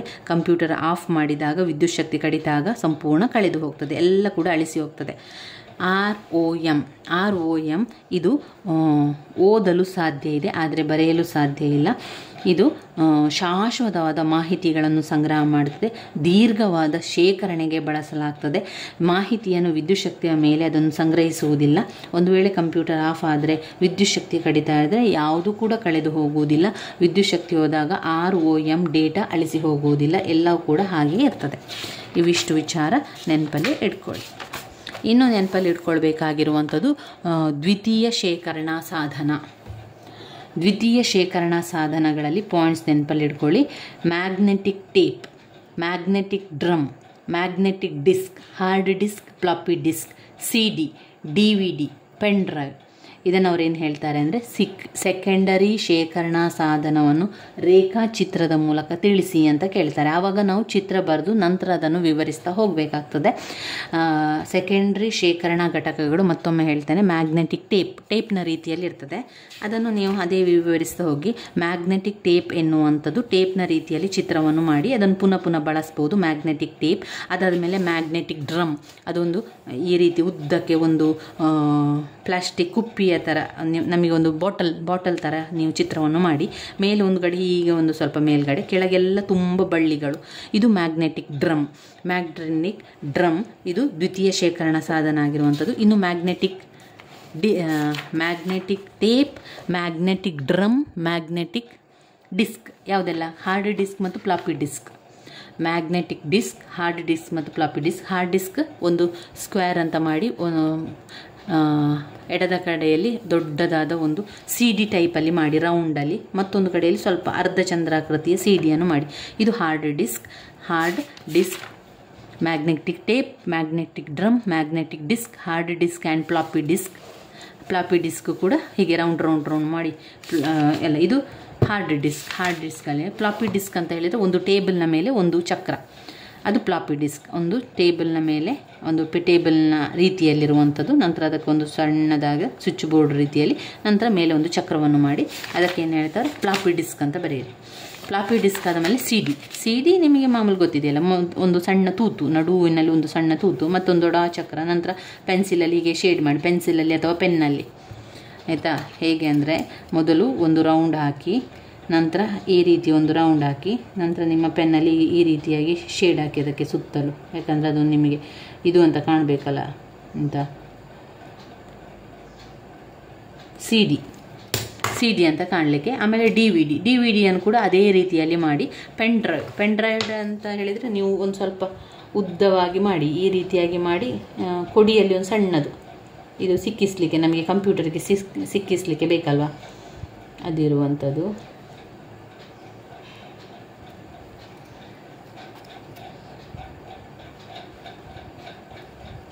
ಇದು ಪೆನ್ ಡ್ರೈವ್, ಹೇಗೂ ಮಾಡ್ಬೋದು ಪೆನ್ ಡ್ರೈವ್. ನಂತರ ಅದನ್ನು ವಿವರಿಸಿ, ಆಯಿತಾ? ಇಷ್ಟಿದೆ, ಒಟ್ಟು 6 ಸೆಕೆಂಡ್ರಿ ಶೇಖರಣಾ ಸಾಧನ. Magnetic tape, magnetic drum. ಅವರು ಚಿತ್ರವನ್ನು ಬರೀರಿ ಅಂತ ಕೇಳದಿದ್ದರೂ ಕೂಡ ನೀವು ಚಿತ್ರವನ್ನು ಮಾಡಿಯೇ ವಿವರಿಸಿ ಸ್ನೇಹಿತರೆ. ಇದರಿಂದ ಕಾಲು ಪುಟದಷ್ಟು ಚಿತ್ರವನ್ನು ಮಾಡಿ ನಂತರ ವಿವರಿಸಿದರೆ ನಿಮಗೆ ಪುಟ ಕೂಡ ತುಂಬಿಸ್ಲಿಕ್ಕೆ ಆಗ್ತದೆ. ಅದರ ಜೊತೆಗೆ ನಿಮಗೆ ಒಳ್ಳೆಯ ಅಂಕಗಳು ಕೂಡ ಸಿಗ್ತದೆ. ಆ ಚಿತ್ರದ ಜೊತೆಗೆ ವಿವರಿಸ್ತಾ ಹೋಗಿ. ವಿವರಣೆ ಮಾಡಬೇಕಾದ್ರೆ ಆ ಚಿತ್ರದ ಸಮೇತ ನಿಮಗೆ ಏನೆಲ್ಲ ಅನ್ನಿಸ್ತದೆ ಅದನ್ನೆಲ್ಲ ಬರೀರಿ. ತುಂಬ ಸಂಗ್ರಹಣೆ ಮಾಡಲಿಕ್ಕಾಗ್ತದೆ, ಜಾಗ್ರತೆಯಾಗಿ ಇಡಬೇಕು. ಅನಾನುಕೂಲತೆ ಬಂದಾಗ ಅದು ಧೂಳೆಲ್ಲ ಕೂತ್ಕೊಳ್ತದೆ, ತುಂಬ ಸಮಯ ನಮಗೆ ಕಷ್ಟ ಸಾಧ್ಯ ಆಗ್ತದೆ. ಆ ರೀತಿಯೆಲ್ಲ ಬರಿತಾ ಹೋಗಿ. Magnetic tape, magnetic drum, magnetic ಡಿಸ್ಕಲ್ಲಿ ಹಾರ್ಡ್ ಡಿಸ್ಕ್ ಮತ್ತು floppy disk, CD, DVD, pen drive, ಇವಿಷ್ಟು ವಿಚಾರಗಳು ಬರ್ತದೆ. ಅದು ನಿಮಗೆ ಗೊತ್ತಿರಲಿ. ಇನ್ನು ಗೊತ್ತಿರಬೇಕಂತಂಥದ್ದು ಗಣಕಯಂತ್ರದ ಭಾಷೆಯನ್ನು ವಿವರಿಸಿ. ಗಣಕಯಂತ್ರದ ಭಾಷೆ ಯಾವಾಗಲೂ ಅದು ಬೈನರಿ ಭಾಷೆಯನ್ನು ಉಪಯೋಗಿಸುವಂಥದ್ದು. ನಮ್ಮ ರೀತಿಯಲ್ಲಿ ಕನ್ನಡ, ಹಿಂದಿ, ಇಂಗ್ಲೀಷ್ ಈ ರೀತಿಯಾಗಿ ಅದಕ್ಕೆ ಭಾಷೆ ಯಾವುದು ಕೂಡ ಗೊತ್ತಿಲ್ಲ. ಅದಕ್ಕೆ ಗೊತ್ತಿರುವಂಥದ್ದು ಒಂದು ಬೈನರಿ ಭಾಷೆ ಮಾತ್ರ. ಗಣಕಯಂತ್ರದ ಭಾಷೆಯನ್ನು ವಿವರಿಸಿ ಅಂತ ಕೇಳ್ತಾರೆ. ಗಣಕಯಂತ್ರದ ಭಾಷೆ 2, ಒಂದು ಕೆಳಮಟ್ಟದ ಭಾಷೆ ಮತ್ತು ಹೈ ಲೆವೆಲ್ನ ಭಾಷೆ. ಗಣಕಯಂತ್ರದ ಭಾಷೆಯಲ್ಲಿ ನಾವು ನೋಡುವಂಥದ್ದು 2 ಭಾಷೆ, ನೆನಪಲ್ಲಿ ಇಟ್ಕೊಳ್ಳಿ. ಕೆಳಮಟ್ಟದ ಭಾಷೆ ಮತ್ತು ಹೈ ಲೆವೆಲ್ ಭಾಷೆ. ಕೆಳಮಟ್ಟದ ಭಾಷೆ ಮತ್ತು ಹೈ ಲೆವೆಲ್ ಭಾಷೆ. ಕಂಪ್ಯೂಟರ್ಗೆ ಬಳಸಲಾಗುವಂಥದ್ದು ಅಂಕೆಗಳು 0 ಮತ್ತು 1 ಮಾತ್ರ. ಕೆಳಮಟ್ಟದ ಭಾಷೆಯಲ್ಲಿ ಮತ್ತೆರಡು ಭಾಷೆ, ಅದು ಯಂತ್ರದ ಭಾಷೆ ಮತ್ತು ಅಸೆಂಬ್ಲಿ ಭಾಷೆ. ಯಂತ್ರದ ಭಾಷೆ ಅಂದರೆ ಮಿಷನ್ನ ಭಾಷೆ, ಬೈನರಿ ಭಾಷೆಯನ್ನು ಯಂತ್ರದ ಭಾಷೆ ಅಂತ ಹೇಳುವಂಥದ್ದು. 0 ಮತ್ತು 1 ಅದನ್ನು ಬಳಸುವಂಥದ್ದು. ಅದು ಕಡಿಮೆ ಮತ್ತು ಅತ್ಯಂತ ಪ್ರಾಥಮಿಕ ಹಂತದ ಪ್ರೋಗ್ರಾಮಿಗೆ ಭಾಷೆ ಮೊದಲ ಅಭಿವೃದ್ಧಿಪಡಿಸುವಂಥದ್ದು. ಅರ್ಥ ಮಾಡಿಕೊಳ್ಳುವಂಥ ಏಕೈಕ ಭಾಷೆ ಅಂದರೆ ಅದು ಬೈನರಿ ಭಾಷೆ, ಯಂತ್ರದ ಭಾಷೆ. ಅದು ಕೆಳಮಟ್ಟದ ಭಾಷೆಯಲ್ಲಿ 2 ವಿಧ, ಯಂತ್ರದ ಭಾಷೆ ಮತ್ತು ಅಸೆಂಬ್ಲಿ ಭಾಷೆ. ಅಸೆಂಬ್ಲಿ ಭಾಷೆ ಅಂತ ಹೇಳಿದರೆ 0 ಮತ್ತು 1 ಬದಲಿಗೆ ಅಕ್ಷರ ಸಂಖ್ಯೆಯುಕ್ತ ಇರುವಂಥದ್ದು. ಇದು ಯಂತ್ರ ಭಾಷೆಯ ಅನೇಕ ಅನುಕೂಲತೆಗಳನ್ನು ಸರಿಪಡಿಸಲು ಅಭಿವೃದ್ಧಿಪಡಿಸಲಾಗಿದೆ. ಇದು 0 ಅಥವಾ 1 ಬದಲಿಗೆ ಅಕ್ಷರ ಸಂಖ್ಯಾಯುಕ್ತ ಸಂಕೇತಗಳ ರೂಪದಲ್ಲಿ ಇದನ್ನು ಬಳಸಲಾಗುವಂಥದ್ದು. 5 ಅಕ್ಷರದವರೆಗೆ ಬಳಸ್ಬೋದು. ADD ಕೂಡುವಂಥದ್ದು, SUB ಕಳೆಯುವುದು. ಯಂತ್ರದ ಭಾಷೆ ಅದು ಬೈನರಿ ಭಾಷೆಯನ್ನು ಬಳಸುವಂಥದ್ದು. ಇಂಗ್ಲೀಷ್ ಸೂಚನೆಯನ್ನು ಅರ್ಥ ಮಾಡಿಕೊಳ್ಳಲು ಸಾಧ್ಯವಿಲ್ಲ. ಅದು 0 ಮತ್ತು 1 ಬಳಸಿಕೊಂಡು ಮಾಡ್ತದೆ. ಅಸೆಂಬ್ಲಿ ಭಾಷೆ ಅಂತ ಹೇಳಿದರೆ ಒಂದು ಉದ್ದದಾದ ವಾಕ್ಯವನ್ನು ಚಿಕ್ಕದಾಗಿ ಬರೆಯುವಂಥದ್ದು, ಈಗ ಕೂಡಿಸುವಂಥದ್ದು, ಎಡಿಷನ್ ಅಂತ ಇರುವಂಥದ್ದು, ADD ಅಂತ ತೆಗೊಳ್ಳುವಂಥದ್ದು. ಕಳೆಯುವುದನ್ನು ಸಬ್ಸ್ಟ್ರಾಕ್ಷನ್, SUB ಅಂತ ತೆಗೆದುಕೊಳ್ಳುವಂಥದ್ದು. ಇದು ಅಸೆಂಬ್ಲಿ ಭಾಷೆಯಾಗಿರುವಂಥದ್ದು. ಇನ್ನು ಉನ್ನತ ಮಟ್ಟದ ಭಾಷೆ. ಉನ್ನತ ಮಟ್ಟದ ಭಾಷೆ ಅಂತ ಹೇಳುವಂಥದ್ದು ಇಂಗ್ಲೀಷ್ ಭಾಷೆಯ ಹತ್ತಿರದ ಮಾದರಿಯಾಗಿರುವಂಥದ್ದು. ಉನ್ನತ ಭಾಷೆಯಲ್ಲಿ ಅದನ್ನು ಬಳಸುವಂಥದ್ದು. ಉನ್ನತ ಮಟ್ಟದ ಭಾಷೆಯಲ್ಲಿ ಬರುವಂಥ ವಿಧಗಳು: ಬೀಜಗಣಿತದ ಸೂತ್ರದ ಸಂಸ್ಕರಣ, ಬೀಜಗಣಿತದ ಸೂತ್ರದ ಸಂಸ್ಕರಣ. 2 ವ್ಯಾಪಾರ ದತ್ತಾಂಶ ಪ್ರಕ್ರಿಯೆ, ವ್ಯಾಪಾರ ದತ್ತಾಂಶ ಪ್ರಕ್ರಿಯೆ. ಸ್ಟ್ರಿಂಗ್ ಮತ್ತು ಲಿಸ್ಟ್ ಸಂಸ್ಕರಣ, ಸ್ಟ್ರಿಂಗ್ ಮತ್ತು ಲಿಸ್ಟ್ ಸಂಸ್ಕರಣ. ವಸ್ತು ಆಧಾರಿತ ಪ್ರೋಗ್ರಾಮಿಂಗ್ ಭಾಷೆ, C++, ಜಾವಾ ವಸ್ತು ಆಧಾರಿತ ಪ್ರೋಗ್ರಾಮಿಂಗ್ ಭಾಷೆ. ವಿಜುವಲ್ ಪ್ರೋಗ್ರಾಮಿಂಗ್ ಭಾಷೆ, ವಿಜುವಲ್ ಪ್ರೋಗ್ರಾಮಿಂಗ್ ಭಾಷೆ, ವಿಜುವಲ್ ಪ್ರೋಗ್ರಾಮಿಂಗ್ ಭಾಷೆ. ವಿಜುವಲ್ ಪ್ರೋಗ್ರಾಮಿಂಗ್ ಭಾಷೆ ಉನ್ನತ ಮಟ್ಟದ ಭಾಷೆಯಲ್ಲಿ ಬರುವಂಥದ್ದು. ಉನ್ನತ ಮಟ್ಟದ ಭಾಷೆ. ಮತ್ತೊಮ್ಮೆ ಹೇಳ್ತಾ ಹೋಗ್ತೇನೆ, ಗಣಕಯಂತ್ರದ ಭಾಷೆಗಳಲ್ಲಿ 2 ವಿಧ, ಕೆಳಮಟ್ಟದ ಭಾಷೆ ಮತ್ತು ಹೈ ಲೆವೆಲ್ ಭಾಷೆ ಅಂದರೆ ಉನ್ನತ ಮಟ್ಟದ ಭಾಷೆ. ಕೆಳಮಟ್ಟದ ಭಾಷೆ ಮತ್ತು ಹೈ ಲೆವೆಲ್ ಭಾಷೆ ಅಂತ 2 ಭಾಷೆಯನ್ನು ನೀವು ಬರೀಬೇಕು. ಕೆಳಮಟ್ಟದ ಭಾಷೆಯಲ್ಲಿ 2 ವಿಧ, ಅದು ಯಂತ್ರದ ಭಾಷೆ ಮತ್ತು ಅಸೆಂಬ್ಲಿ ಭಾಷೆ. ಯಂತ್ರದ ಭಾಷೆ ಮತ್ತು ಅಸೆಂಬ್ಲಿ ಭಾಷೆ. ಯಂತ್ರದ ಭಾಷೆ ಬೈನರಿ ಭಾಷೆ, ಕಂಪ್ಯೂಟರ್ಗೆ ಗೊತ್ತಿರುವಂಥ ಏಕೈಕ ಭಾಷೆ ಅಂದರೆ ಬೈನರಿ ಭಾಷೆ. ಅದನ್ನು 0 ಮತ್ತು 1 ಮುಖಾಂತರವೇ ಎಲ್ಲದಕ್ಕೂ ಕೂಡ ಬಳಸುವಂಥದ್ದು. ಅದು ಯಂತ್ರದ ಭಾಷೆಯಲ್ಲಿ ಬರ್ತದೆ. ಗಣಕಯಂತ್ರದ ಭಾಷೆಗಳಲ್ಲಿ 2 ವಿಧ, ಕೆಳಮಟ್ಟದ ಭಾಷೆ ಮತ್ತು ಹೈ ಲೆವೆಲ್ ಭಾಷೆ ಅಥವಾ ಉನ್ನತ ಮಟ್ಟದ ಭಾಷೆ. ಹೈ ಲೆವೆಲ್ ಭಾಷೆ ಅಥವಾ ಉನ್ನತ ಮಟ್ಟದ ಭಾಷೆ. ಕೆಳಮಟ್ಟದ ಭಾಷೆಯಲ್ಲಿ 2 ವಿಧ, ಯಂತ್ರದ ಭಾಷೆ ಮತ್ತು ಅಸೆಂಬ್ಲಿ ಭಾಷೆ. ಯಂತ್ರದ ಭಾಷೆ ಅಂತ ಹೇಳಿದರೆ ಅದು ಬೈನರಿ ಭಾಷೆ, ಯಂತ್ರಕ್ಕೆ ಗೊತ್ತಾಗುವಂಥದ್ದು, ಕಂಪ್ಯೂಟರಿಗೆ ಅರ್ಥ ಮಾಡಿಕೊಳ್ಳಬಹುದಾದಂಥ ಏಕೈಕ ಭಾಷೆ ಅಂತ ಹೇಳಿದರೆ ಅದು ಬೈನರಿ ಭಾಷೆಗಳು, ಅದು ಬಿಟ್ಸ್. ಬೈನರಿ ಭಾಷೆ ಬಿಟ್ಸಲ್ಲಿ ಬರುವಂಥದ್ದು. 0 ಮತ್ತು 1 ಮಾತ್ರ ಅದು ತೆಗೆದುಕೊಂಡು ಭಾಷೆಯನ್ನು ಬಳಸುವಂಥದ್ದು. ಇನ್ನು ಅಸೆಂಬ್ಲಿ ಭಾಷೆ. ಅಸೆಂಬ್ಲಿ ಭಾಷೆ ಅಂತ ಹೇಳಿದರೆ ಇದರಲ್ಲಿ ಅವರು 0 ಮತ್ತು 1 ಬದಲಿಗೆ ಏನನ್ನು ಮಾಡ್ತಾರೆ ಅಂತ ಹೇಳಿದರೆ ಒಂದು ವಾಕ್ಯದ ಅರ್ಧವಾಗಿ ತಗೊಳ್ಳೋದು, ಎಡಿಷನ್ ಮಾಡು ಅಂತ ಹೇಳೋದಕ್ಕೆ ADD ಅಂತ ತಗೊಳ್ಳುವಂಥದ್ದು, ಸಬ್ಸ್ಟ್ರಾಕ್ಷನ್ ಅಂತ ಬರೆಯೋದಕ್ಕೆ SUB ಅಂತ ಬರೆಯುವಂಥದ್ದು, ಆ್ಯಡ್ ಅಂದರೆ ಕೂಡುವುದು, ಸಬ್ ಅಂದರೆ ಕಳೆಯುವಂಥದ್ದು. ಈ ರೀತಿಯ ಭಾಷೆ ಇದೆಯಲ್ಲ ಅದು ಅಸೆಂಬ್ಲಿ ಭಾಷೆಗೆ ಬರ್ತದೆ. ಇನ್ನು ಉನ್ನತ ಮಟ್ಟದ ಭಾಷೆ ಅಥವಾ ಹೈ ಲೆವೆಲ್ ಭಾಷೆಯಲ್ಲಿ ಬೇರೆ ಬೇರೆ ವಿಧಗಳಿದೆ. ಅದು ಇಂಗ್ಲೀಷ್ ಭಾಷೆಯ ಹತ್ತಿರದ ಮಾದರಿಗಳಾಗಿರ್ತದೆ. ಒಂದು ಬೀಜಗಣಿತ ಸೂತ್ರ ಸಂಸ್ಕರಣ, ಬೀಜಗಣಿತ ಸೂತ್ರ ಸಂಸ್ಕರಣ, ಬೀಜಗಣಿತ ಸೂತ್ರದ ಸಂಸ್ಕರಣ. ವ್ಯಾಪಾರ ದತ್ತಾಂಶ ಪ್ರಕ್ರಿಯೆ, ವ್ಯಾಪಾರ ದತ್ತಾಂಶ ಪ್ರಕ್ರಿಯೆ. 3 ಸ್ಟ್ರಿಂಗ್ ಮತ್ತು ಲಿಸ್ಟ್ ಸಂಸ್ಕರಣ, ಸ್ಟ್ರಿಂಗ್ ಮತ್ತು ಲಿಸ್ಟ್ ಸಂಸ್ಕರಣ. 4 ವಸ್ತು ಆಧಾರಿತ ಪ್ರೋಗ್ರಾಮಿಂಗ್ ಭಾಷೆ, ವಸ್ತು ಆಧಾರಿತ ಪ್ರೋಗ್ರಾಮಿಂಗ್ ಭಾಷೆ. ಮತ್ತು ವಿಜುವಲ್ ಪ್ರೋಗ್ರಾಮಿಂಗ್ ಭಾಷೆ, ವಿಜುವಲ್ ಪ್ರೋಗ್ರಾಮಿಂಗ್ ಭಾಷೆ. ಇಷ್ಟು ಗಣಕಯಂತ್ರದ ಭಾಷೆಯ ಬಗ್ಗೆ ಗೊತ್ತಿರಲಿ. ಇನ್ನು ಅಸೆಂಬ್ಲರ್ ಮತ್ತು ಕಂಪೈಲರ್ ಮತ್ತು ಇಂಟರ್ಪ್ರಿಟರ್, ಇದನ್ನು ಚಿತ್ರ ಸಮೇತ ಬರೀರಿ ಅಂತ ಕೇಳ್ತಾರೆ. ಆಗ ನಾವು ಚಿತ್ರ ಮಾಡಬೇಕು. ನೋಡಿ ಇಲ್ಲಿ source code, assembler, source code, assembler, executable code, execute ಆಗುವಂಥದ್ದು. ಇದು 3 ಕಾಲಮ್ ಮಾಡಬೇಕು ಅಸೆಂಬ್ಲರಿಗೆ. ಅಸೆಂಬ್ಲರ್ ಭಾಷಾ ಅನುವಾದಕಗಳು ಯಾವುದೆಲ್ಲ? ಭಾಷಾ ಅನುವಾದಕವು ಅಸೆಂಬ್ಲರ್, ಕಂಪೈಲರ್ ಮತ್ತು ಇಂಟರ್ಪ್ರಿಟರ್. ಇದರ ಬಗ್ಗೆ ವಿವರಿಸಿ. ಆಗ ಚಿತ್ರ ನಾವು ಬರಿಬೇಕು. ಅವರು ಕೆಲವೊಮ್ಮೆ ಚಿತ್ರ ಸಮೇತ ವಿವರಿಸಿ ಅಂತ ಕೇಳ್ತಾರೆ, ಅಥವಾ ನಾವೇನು ಮಾಡಬೇಕು, ನಾವೇ ಬರಿಬೇಕು. ಅದರಲ್ಲಿ ನಡುವೆಯಲ್ಲಿ ಅಸೆಂಬ್ಲರ್ 3 ಕಾಲಮನ್ನು ಹಾಕಿ 3 ಕಾಲಮಲ್ಲಿ ಮೊದಲನೇದು ಸೋರ್ಸ್ ಕೋಡ್. ಸೋರ್ಸ್ ಅದು ದತ್ತಾಂಶ, ಸೋರ್ಸ್ ಕೋಡ್. ಎರಡನೇದು ಅಸೆಂಬ್ಲರ್ ಮತ್ತು ಎಕ್ಸಿಕ್ಯೂಟೇಬಲ್ ಕೋಡ್, ಅದನ್ನು ಪ್ರಸ್ತುತಪಡಿಸುವಂಥದ್ದು, ಎಕ್ಸಿಕ್ಯೂಟ್ ಮಾಡುವಂಥದ್ದು, executable code. Source code, assembler, executable code. Source code ಒಂದು ಬಾಕ್ಸ್, ಅಸೆಂಬ್ಲರ್ ಒಂದು ಬಾಕ್ಸ್, ಎಕ್ಸಿಕ್ಯೂಟೇಬಲ್ ಕೋಡ್ ಒಂದು 3 ಬಾಣವನ್ನು ಹಾಕಿ. ಅಸೆಂಬ್ಲರ್ ಅಂದರೆ ಏನು ಅಂತ ಹೇಳ್ತಾ ಹೋಗ್ತಾನೆ. ಕಂಪ್ಯೂಟರ್ ಯಂತ್ರ ಭಾಷೆ ಅಲ್ಲದೆ ಬೇರೆ ಯಾವುದೇ ಭಾಷೆಯಲ್ಲಿ ಬರೆದ ಪ್ರೋಗ್ರಾಮ್ಗಳನ್ನು ಅರ್ಥ ಮಾಡಿಕೊಳ್ಳಿಕ್ಕೆ ಆಗುವುದಿಲ್ಲ. ಇದರ ಭಾಷೆಗಳಲ್ಲಿ ಬರೆದ ಕಾರ್ಯಕ್ರಮಗಳನ್ನು ಮಾತ್ರ ಅದು ತೆಗೆದುಕೊಂಡು, ಯಂತ್ರದ ಭಾಷೆಯನ್ನು ಮಾತ್ರ ಅದು ತೆಗೆದುಕೊಂಡು ಯಾವುದೇ ರೀತಿಯ ಕೆಲಸಗಳನ್ನು ಮಾಡ್ತದೆ. ಇಂತಹ ಅನುವಾದ ತಂತ್ರಾಂಶ ಸಹಾಯದಿಂದ ನಡೆಸಲಾಗ್ತದೆ. ಅಸೆಂಬ್ಲಿ ಭಾಷೆಯ ಕಾರ್ಯಕ್ರಮಗಳನ್ನು ಯಂತ್ರ ಭಾಷೆಗೆ ಅನುವಾದಿಸಲು ಅಸೆಂಬ್ಲರ್ ಎನ್ನುವ ತಂತ್ರಾಂಶವನ್ನು ಬಳಸ್ತದೆ. ಈಗ ಯಂತ್ರದ ಭಾಷೆಯ ಮೂಲಕ, ಅಂದರೆ ಯಂತ್ರದ ಭಾಷೆ ಯಾವುದು? ಬೈನರಿ ಭಾಷೆ, ಬಿಟ್. ಅದರ ಮುಖಾಂತರ ಮಾತ್ರ 0 ಮತ್ತು 1 ಮಾತ್ರ ಬಳಸಿಕೊಂಡು ಅದು ಮಾಡ್ತದೆ. ಒಂದು ವೇಳೆ ಅನುವಾದವನ್ನು ಮಾಡಿಕೊಟ್ರೆ ಆವಾಗ ಅದು ತೆಗೆದುಕೊಳ್ತದೆ. ಈಗ ಅಸೆಂಬ್ಲಿ ಭಾಷೆಯನ್ನು ಅದಕ್ಕೆ ಅನುವಾದವನ್ನು ಮಾಡಿ ಆ ಒಂದು ತಂತ್ರಾಂಶವನ್ನು ಬಳಸಿಕೊಂಡು ಕಂಪ್ಯೂಟರ್ಗೆ ಕೊಟ್ಟರೆ ಆಗ ಅದು ನಮಗೆ ಭಾಷೆಯನ್ನು ತಗೊಳ್ತದೆ. ಆ ಅಸೆಂಬ್ಲರ್ ಭಾಷೆ ಅಂತ ಹೇಳುವಂಥದ್ದು ಅರ್ಧ. ಆ್ಯಡ್ ಅಂದರೆ ಅಡಿಷನ್, ಸಬ್ ಅಂದರೆ ಸಬ್ಸ್ಟ್ರಾಕ್ಷನ್. ಇದೇ ರೀತಿಯಲ್ಲಿ ಅರ್ಧವಾಗಿ ವಾಕ್ಯದ ಅರ್ಧ ಪದವನ್ನು ಬಳಸಿ ಮಾಡುವಂಥದ್ದಿದೆಯಲ್ಲ, ಅದು ಅಸೆಂಬ್ಲರ್ ಭಾಷೆಯಲ್ಲಿ ಬರ್ತದೆ. ಈ ರೀತಿಯ ಅಸೆಂಬ್ಲರ್ ಭಾಷೆಯು ಒಂದು ಪಾಸ್ ಅಸೆಂಬ್ಲರ್ ಏಕಕಾಲದಲ್ಲಿ ಅಸೆಂಬ್ಲಿ ಭಾಷೆಯನ್ನು ಯಂತ್ರ ಭಾಷೆಗೆ ಭಾಷಾಂತರಿಸ್ತದೆ. 2 ಪಾಸ್ ಅಸೆಂಬ್ಲರ್ 2 ಬಾರಿ ಮೂಲ ಕೋಡ್ ಓದುವ ಅಸೆಂಬ್ಲರ್ ಆಗಿದೆ. ಮೊದಲು ಪಾಸ್ ಎಲ್ಲ ಅಸ್ಥಿರ ಮೆಮೊರಿ ವಿಳಾಸಗಳನ್ನು ಕೂಡ ಓದ್ತದೆ. ಇದು ಅಸೆಂಬ್ಲರ್ನ ವಿಚಾರ.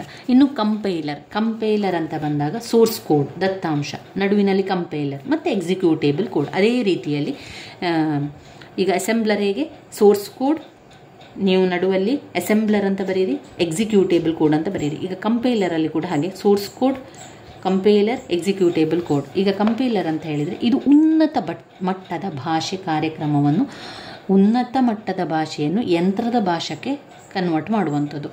ಕಂಪೈಲರ್ ಒಂದು ಅಸೆಂಬ್ಲರ್ಗಿಂತ ಬುದ್ಧಿವಂತ, ಅಸೆಂಬ್ಲರ್ ಸ್ವಲ್ಪ ಬುದ್ಧಿವಂತ, ಕಂಪೈಲರ್ ಇನ್ನೂ ಸ್ವಲ್ಪ ಬುದ್ಧಿವಂತ, ಇಂಟರ್ಪ್ರಿಟರ್ ಇನ್ನಷ್ಟು ಬುದ್ಧಿವಂತ. ಕಂಪೈಲರ್ ಮತ್ತು ಇಂಟರ್ಪ್ರಿಟರ್ ಉನ್ನತ ಮಟ್ಟದ ಭಾಷೆಯನ್ನು ಯಂತ್ರದ ಭಾಷೆಗೆ ಅನುವಾದ ಮಾಡ್ತದೆ. ಅಸೆಂಬ್ಲರ್ ಎನ್ನುವಂಥವನು, ಅಸೆಂಬ್ಲರ್ ಅಂದರೆ ಒಂದು ತಂತ್ರಾಂಶದು, ಅಸೆಂಬ್ಲರ್ ಎನ್ನುವಂಥದ್ದು ಯಂತ್ರದ ಭಾಷೆಗೆ ಕನ್ವರ್ಟ್ ಮಾಡ್ತದೆ. ಅದು ಯಾವಾಗ? ಇದು ಅಸೆಂಬ್ಲಿ ಭಾಷೆ ಅಥವಾ ಯಂತ್ರದ ಭಾಷೆಗೆ ಅದು ಬದಲಾವಣೆ ಮಾಡ್ತದೆ. ಕಂಪೈಲರ್ ಮತ್ತು ಇಂಟರ್ಪ್ರಿಟರ್ ಉನ್ನತ ಮಟ್ಟದ ಭಾಷೆ ಅಂದರೆ ಹೈ ಲೆವೆಲ್ ಭಾಷೆ, ಉನ್ನತ ಮಟ್ಟದ ಭಾಷೆಯನ್ನು ಅದು ಯಂತ್ರದ ಭಾಷೆಗೆ ಭಾಷಾಂತರವನ್ನು ಮಾಡಿ ಕೆಲಸ ಅದಕ್ಕೆ ಕೊಡ್ತದೆ. ಅದನ್ನು ಓದಿ ಅದಕ್ಕೆ ಬೇಕಾದ ರೀತಿಯಲ್ಲಿ ಕಂಪ್ಯೂಟರ್ಗೆ ಕಳಿಸ್ತದೆ. ಅದು ಕಂಪೈಲರ್ ಅಸೆಂಬ್ಲರ್ ಭಾಷೆಗಿಂತ ತುಂಬಾ ಹೈ ಲೆವೆಲ್ ಬುದ್ಧಿವಂತ. ಇದು ತುಂಬಾ ಹೆಚ್ಚು ಕೆಲಸವನ್ನು ಮಾಡ್ತದೆ, ಉನ್ನತ ಮಟ್ಟದ ಭಾಷೆಯನ್ನು ಕೂಡ ಬಳಸ್ತದೆ. ಇಲ್ಲಿ source code, compiler, executable code. Interpreter ಉನ್ನತ ಭಾಷೆಯ ಕಾರ್ಯಕ್ರಮವನ್ನು ಬಳಸಲಾಗುವಂಥದ್ದು. ಇದು ಕಂಪೈಲರ್ಗಿಂತ ಹೆಚ್ಚು ಬುದ್ಧಿವಂತನಾಗಿರ್ತಾನೆ. ಕಾರ್ಯಕ್ರಮದ ಒಂದು ಹೇಳಿಕೆಯನ್ನು ಭಾಷಾಂತರಿಸಿ ಕಾರ್ಯಗತಗೊಳಿಸಿದ ನಂತರ ಕಾರ್ಯಕ್ರಮದ ಮುಂದಿನ ಹೇಳಿಕೆಯನ್ನು ಓದುತ್ತದೆ ಅಥವಾ ಭಾಷಾಂತರ ಮಾಡಿ ಕಂಪ್ಯೂಟರ್ಗೆ ಕಳಿಸ್ತದೆ. ಇದು ಇಂಟರ್ಪ್ರಿಟರ್ ಚಿತ್ರ ಹೇಗೆ ಬರ್ತದೆ ಅಂದರೆ ಫಸ್ಟಿಗೆ ಸೋರ್ಸ್ ಕೋಡ್ ಆದ ಮೇಲೆ ನಡುವಿನಲ್ಲಿ ಇಂಟರ್ಪ್ರಿಟರ್ ಆದಮೇಲೆ ಎಕ್ಸಿಕ್ಯೂಟ್ ಕೋಡ್. ಅದು ಕೂಡ ಅದೇ ರೀತಿಯಲ್ಲಿ ಕೂಡ 3 ರೀತಿಯಲ್ಲಿ ಬರ್ತದೆ. ಇಲ್ಲಿ ಹೆಚ್ಚು ಏನಂದರೆ ಎಕ್ಸಿಕ್ಯೂಟ್ ಕೋಡಿನಿಂದ ನಂತರ ಗೆಟ್ ನೆಕ್ಸ್ಟ್ ಇನ್ಸ್ಟ್ರಕ್ಷನ್ ಎಕ್ಸಿಕ್ಯೂಟೇಬಲ್ ಕೋಡಿನಿಂದ ನೆಕ್ಸ್ಟ್ ಇನ್ಸ್ಟ್ರಕ್ಷನಿಗೆ ಹೋಗ್ತದೆ. ನಂತರ ಗೆಟ್ ನೆಕ್ಸ್ಟ್ ಇನ್ಸ್ಟ್ರಕ್ಷನಿಂದ ಪುನಃ ಸೋರ್ಸ್ ಕೋಡಿಗೆ ಹೋಗ್ತದೆ. ಸೋರ್ಸ್ ಅಂದರೆ ಅದು ಮೂಲಾಂಶಕ್ಕೆ ಹೋಗ್ತದೆ. ಎಲ್ಲ ಕೂಡ ಒಂದೇ ರೀತಿಯ ಚಿತ್ರ. 3 ಬಾಕ್ಸ್ಗಳನ್ನು ಮಾಡಬೇಕು. ಇಲ್ಲಿ ಒಂದು ಹೆಚ್ಚು ಬಾಕ್ಸ್ ಇದೆ. ಇಂಟರ್ಪ್ರಿಟಲ್ಲಿ ಒಂದು ಹೆಚ್ಚು ಬಾಕ್ಸ್ ಅಂತ ಹೇಳಿದರೆ ಗೆಟ್ ನೆಕ್ಸ್ಟ್ ಇನ್ಸ್ಟ್ರಕ್ಷನ್ ಆಗಿರುವಂಥದ್ದು. Source code, interpreter, executable code, get next instruction, ಆಮೇಲೆ ಪುನಃ ಸೋರ್ಸ್ ಕೋಡ್ಗೆ ಹೋಗ್ತದೆ. ಇಲ್ಲಿ ಮೊದಲೇದು ಅಸೆಂಬ್ಲರಲ್ಲಿ ಸೋರ್ಸ್ ಕೋಡ್, ನಡುವಿನಲ್ಲಿ ಅಸೆಂಬ್ಲರ್, ಎಕ್ಸಿಕ್ಯೂಟೇಬಲ್ ಕೋಡ್, ಬಾಣ ಹಾಕಬೇಕು 2 ಕಡೆ. ಅಸೆಂಬ್ಲರ್ ಅಸೆಂಬ್ಲಿ ಭಾಷೆಯನ್ನು ಯಂತ್ರ ಭಾಷೆಗೆ ವರ್ಗಾವಣೆ ಅನುವಾದವನ್ನು ಮಾಡಿ ಕಳಿಸಿಕೊಡುತ್ತದೆ ಅಸೆಂಬ್ಲರ್. ಆಮೇಲೆ ಕಂಪ್ಲೇಲರ್ ಅಸೆಂಬ್ಲರ್ಗಿಂತ ಹೆಚ್ಚು ಬುದ್ಧಿವಂತ. ಇದರಲ್ಲಿ ಎಲ್ಲ ರೀತಿಯ ದೋಷಗಳನ್ನು ಕೂಡ ಪರಿಶೀಲಿಸಲಿಕ್ಕೆ ಆಗ್ತದೆ. ಉನ್ನತ ಮಟ್ಟದ ಭಾಷೆ, ಇದು ಉನ್ನತ ಮಟ್ಟದ ಭಾಷೆಯನ್ನು ಯಂತ್ರದ ಭಾಷೆಗೆ ಭಾಷಾಂತರಿಸುವ ಕಾರ್ಯಕ್ರಮವನ್ನು ಹೊಂದಿರುವಂಥದ್ದು. ಸೋರ್ಸ್ ಕೋಡ್, ಕಂಪೈಲರ್, ಎಕ್ಸಿಕ್ಯೂಟರ್, ನಡುವಲ್ಲಿ ಆ ಹೆಸರನ್ನು ಬರಿಬೇಕು ನೀವು. ಕಂಪೈಲರ್ ಇರುವಲ್ಲಿ ಕಂಪೈಲರ್, ಹಾಗೆ ಅಸೆಂಬ್ಲರಲ್ಲಿ ಅಸೆಂಬ್ಲರ್, ಇಂಟರ್ಪ್ರಿಟರ್ ಇರುವಲ್ಲಿ interpreter. Source code, compiler, executable code. ಅದಾದ ನಂತರ ಇಂಟರ್ಪ್ರಿಟರ್ ಬರ್ತದೆ. ಅದರಲ್ಲಿ ಕೂಡ ಹಾಗೆ source code, interpreter, executable code, ನಂತರ ಸೀದಾ ಬಂದು ಗೆಟ್ ನೆಕ್ಸ್ಟ್ ಇನ್ಸ್ಟ್ರಕ್ಷನ್ ಬಂದು ಆಮೇಲೆ ಸೋರ್ಸ್ ಕೋಡಿಗೆ ಬರುವಂಥದ್ದು. ಇದು ಇಂಟರ್ಪ್ರಿಟರ್ ಬಗ್ಗೆ ಬರೆಯುವಂಥದ್ದು. ಅಷ್ಟು ನೆನಪಲ್ಲಿ ಇರಲಿ. ಇವಿಷ್ಟು ತುಂಬಾ ಇಂಪಾರ್ಟೆಂಟ್ ಆಗಿರುವಂಥದ್ದು. ಇನ್ನು ಮತ್ತೊಂದು ಇಂಪಾರ್ಟೆಂಟ್ ಆಗಿರುವಂಥದ್ದು ಆಪರೇಟಿಂಗ್ ಸಿಸ್ಟಮ್, ಕಾರ್ಯವ್ಯವಸ್ಥೆ. ಕಾರ್ಯವ್ಯವಸ್ಥೆಯಲ್ಲಿ ಬ್ಯಾಚ್, ಏಕ ಬಳಕೆದಾರ, ಬಹು ಬಳಕೆದಾರ, ಕಾಲ ಪಾಲುದಾರಿಕೆ, ರಿಯಲ್ ಭಾರಿ.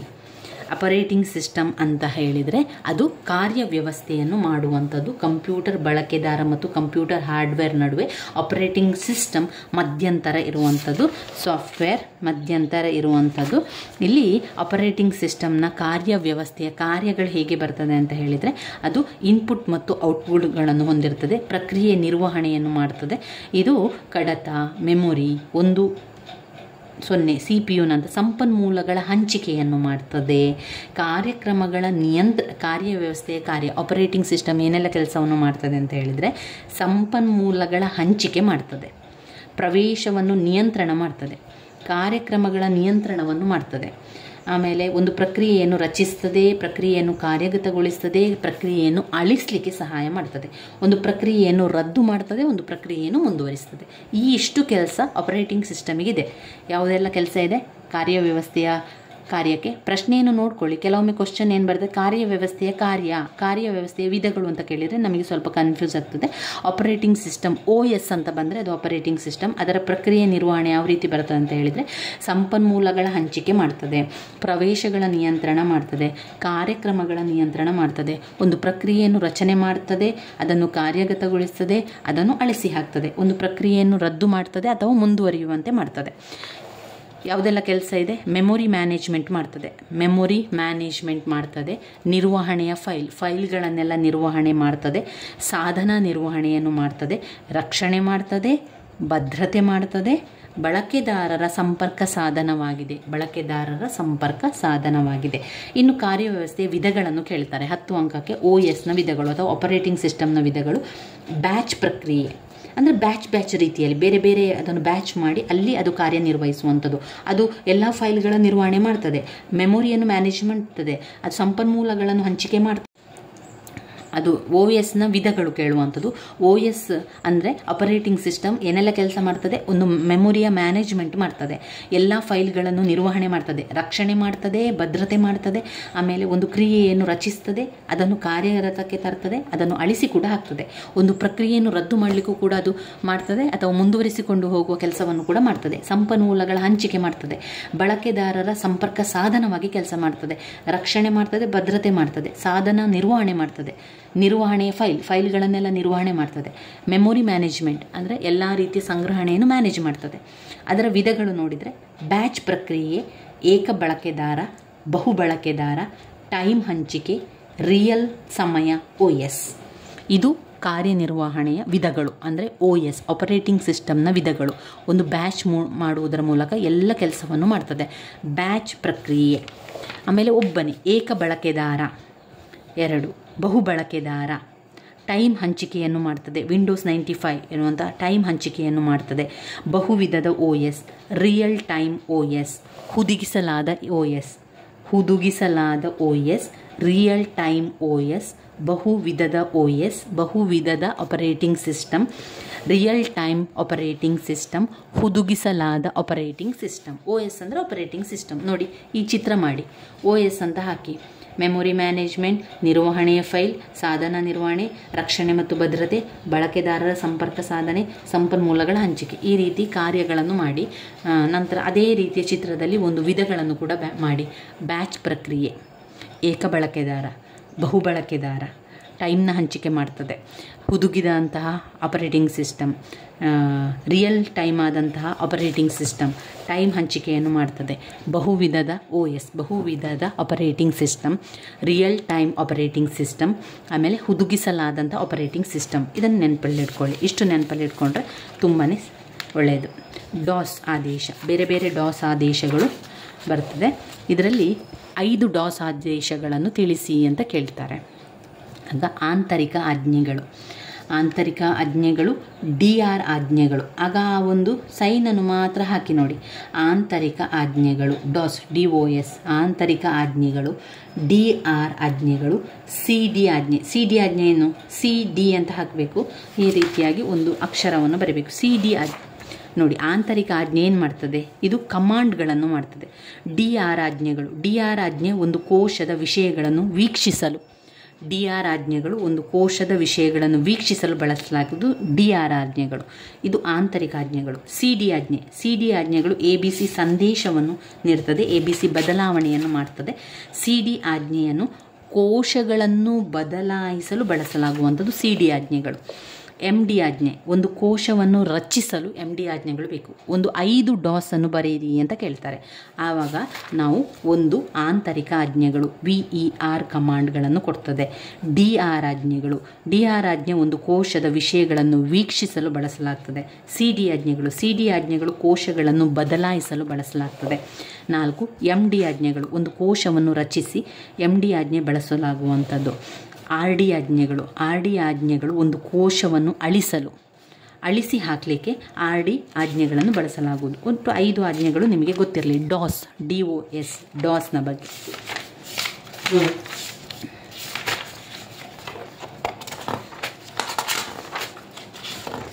ಆಮೇಲೆ ವೈರಸ್ ಇದು ಗೊತ್ತಿರಲಿ. ವೈರಸ್ ವಿಧಗಳು, ಬೇರೆ ಬೇರೆ ವೈರಸ್ ಇದೆ. ಯಾವುದೆಲ್ಲ ವೈರಸ್? ಪರಾವಲಂಬಿ ವೈರಸ್, ಪರಾವಲಂಬಿ ವೈರಸ್, ವರ್ಮ್. ಇನ್ನು ವಿವರಣೆಗೆ ತಲೆಬಿಸಿ ಮಾಡಬೇಡಿ. ವಿವರಣೆ ನಿಮಗೆ ಎಷ್ಟು ಸಾಧ್ಯವೋ, ಎಷ್ಟು ವಿವರಿಸಲಿಕ್ಕೆ ಸಾಧ್ಯವೋ ಅಷ್ಟು ಕೂಡ ವಿವರಿಸ್ತಾ ಹೋಗಿ. ನಿಮಗೆ ಏನೆಲ್ಲ ನೆನಪಿಗೆ ಬರ್ತದೆ ಅಥವಾ ನಿಮ್ಮ ತಲೆಗೆ ಏನೆಲ್ಲ ಉಳಿತದೆ ಅದನ್ನೆಲ್ಲ ವಿವರಿಸ್ತಾ ಹೋಗಿ. ವಿವರಿಸುವುದಕ್ಕೆ ಯಾವುದೇ ರೀತಿಯ ಚಿಂತೆ ಬೇಡ, ಪಾಯಿಂಟ್ಸ್ಗಳನ್ನು ಬರೆಯಿರಿ ಅಷ್ಟೇ. ವೈರಸ್ನ ವಿಧಗಳು: ಪರಾವಲಂಬಿ ವೈರಸ್, ಪರಾವಲಂಬಿ virus, worm, Trojan horse, macro, boot ವಲಯ, ಕೀಟಲೆಯ ವೈರಸ್, ಸೋಂಕು ವೈರಸ್, ಕೀಟಲೆಯ ವೈರಸ್. ಇನ್ನು ಜಾಲದ ವಿಧಗಳು ನೆಟ್ವರ್ಕಿಂಗ್. ಜಾಲ ವಿಧಗಳಲ್ಲಿ ಸ್ಥಳೀಯ ಜಾಲಗಳು, ಮಹಾನಗರ ವಲಯ ಜಾಲಗಳು, ವೈಡ್ ಏರಿಯಾ ನೆಟ್ವರ್ಕಿಂಗ್. ಈ 3 ಗೊತ್ತಿರಲಿ. ಸ್ಥಳೀಯ ಜಾಲಗಳು LAN, ಮಹಾನಗರ ಜಾಲಗಳು WAN, WAN, wide area networking MAN, MAN, LAN, WAN, MAN ಅಂತ ಕರೆಯುವಂಥದ್ದು. ಅದಕ್ಕೆ ಜಾಲಗಳ ವಿಧಗಳು: ಸ್ಥಳೀಯ ಜಾಲಗಳು, ಪ್ರಾದೇಶಿಕ ಜಾಲಗಳು, ವೈಡ್ ಏರಿಯಾ ಜಾಲಗಳು, ಮಹಾನಗರದ ಜಾಲಗಳು. ಸ್ಥಳೀಯ ಜಾಲಗಳು, ಮಹಾನಗರ ವಲಯದ ಜಾಲಗಳು, ವೈಡ್ ಏರಿಯಾ ಜಾಲಗಳು. ಸ್ಥಳೀಯ ಜಾಲಗಳು ಅಂದರೆ ನಮ್ಮ ಸುತ್ತಮುತ್ತಲೂ ಇರುವಂಥದ್ದು. ಅವುಗಳ ಗಾತ್ರ, ಅವುಗಳ ಸಂವಹನ ತಂತ್ರಜ್ಞಾನ, ತಮ್ಮ ಟಪಾಲಜಿ ಅಂದರೆ ನಮ್ಮ ಸುತ್ತಮುತ್ತಲೂ ಕೇಬಲ್ಗಳನ್ನು ಕಳಿಸಿ ಮಾಡುವಂಥದ್ದು ಸ್ಥಳೀಯ ಜಾಲಗಳು. ಮಹಾನಗರ ವಲಯದ ಜಾಲಗಳು ಅಂದರೆ ಅದು ತುಂಬ ದೊಡ್ಡ ಪೇಟೆಗಳಲ್ಲೆಲ್ಲ, ಸಿಟಿಗಳಲ್ಲೆಲ್ಲ ಅದನ್ನು ಬಳಸುವಂಥದ್ದು ಮಹಾನಗರ ವಲಯದ ಜಾಲಗಳು. ಮಹಾನಗರ ವಲಯದ ಜಾಲಗಳು MAN. ಲೋಕಲ್ LAN, ಸ್ಥಳೀಯ ವಲಯ ಜಾಲಗಳು.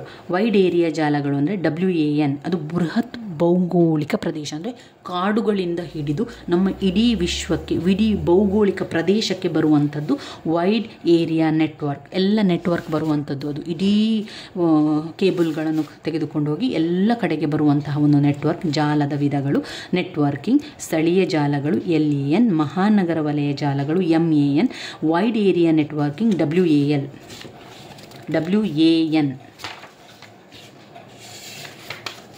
ಇಂಟರ್ನೆಟ್ ಅಂತ ಹೇಳಿದ ಕೂಡಲೇ ಇಂಟರ್ನೆಟ್ಟಿನ ಬಗ್ಗೆ ಬರೀರಿ. ಇಂಟರ್ನೆಟ್ ನಮಗೆ ಮಾತನಾಡಲಿಕ್ಕೆ ಬೇಕು, ನಮಗೆ ವಿಡಿಯೋ ನೋಡಲಿಕ್ಕೆ ಬೇಕು, ಪುಸ್ತಕಗಳನ್ನು ಓದಲಿಕ್ಕೆ ಬೇಕು, ಕೆಲಸವನ್ನು ಹುಡುಕಲಿಕ್ಕೆ ಬೇಕು, ಆರೋಗ್ಯ ಮತ್ತು ಔಷಧಿ ಬಗ್ಗೆ ತಿಳ್ಕೊಳ್ಳಿಕ್ಕೆ ಬೇಕು, ಪ್ರಯಾಣ ಮಾಡಲಿಕ್ಕೆ ಬೇಕು.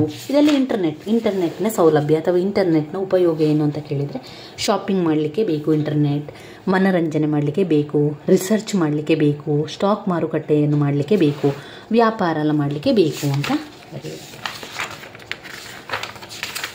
ಇನ್ನು ನಾವೊಂದು ನೋಡುವ ಸೈಬರ್ ಕಾನೂನು. ಸೈಬರ್ ಕಾನೂನು ಅಂತ ಹೇಳಿದ ಕೂಡ ಎಲ್ಲ ರೀತಿಯ ಸೈಬರ್ ಅಲ್ಲಿ ಮಹಿಳೆಯರಿಗೆ ಆಗುವ ಮೋಸಗಳು, ಮಕ್ಕಳಿಗೆ ಆಗುವಂಥ ಮೋಸಗಳು, ಸೈಬರ್ನಲ್ಲಿ ಆಗುವಂಥ ತೊಂದರೆಗಳ ಬಗ್ಗೆ ಹೇಳುವಂಥದ್ದು. ಅದು ಸೈಬರ್ ಕಾನೂನು ಅಂತ ಹೇಳಿದರೆ ಅದಕ್ಕಿರುವಂಥ ರಕ್ಷಣೆ ಮಾಡಲಿಕ್ಕೆ ಇರುವಂಥದ್ದು ಸೈಬರ್ ಕಾನೂನು.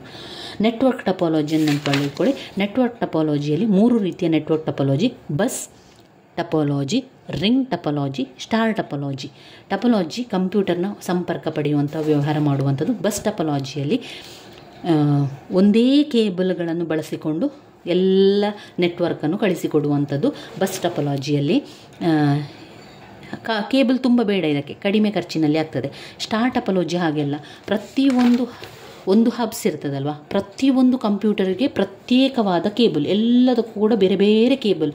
ಆದ್ದರಿಂದ ಇದು ಖರ್ಚು ಜಾಸ್ತಿ, ಇದು ದುಬಾರಿ. ಇದು ವಿಫಲ ಆದರೆ ಮತ್ತೆ ಎಲ್ಲ ಕೂಡ ಕೆಲಸ ಮಾಡ್ತಾನೆ ಇರ್ತದೆ, ಏನು ತೊಂದರೆ ಇಲ್ಲ. ಆದರೆ ಬಸ್ ಟಪಾಲಜಿಯಲ್ಲಿ ಒಂದು ಕೇಬಲ್ ಕಟ್ಟಾಯಿತು ಅಂತಂದರೆ ಬೇರೆ ಯಾವ ಕೆಲಸ ಆಗೋದಿಲ್ಲ, ಎಲ್ಲ ಕೂಡ ಸ್ಥಗಿತ ಆಗ್ತದೆ.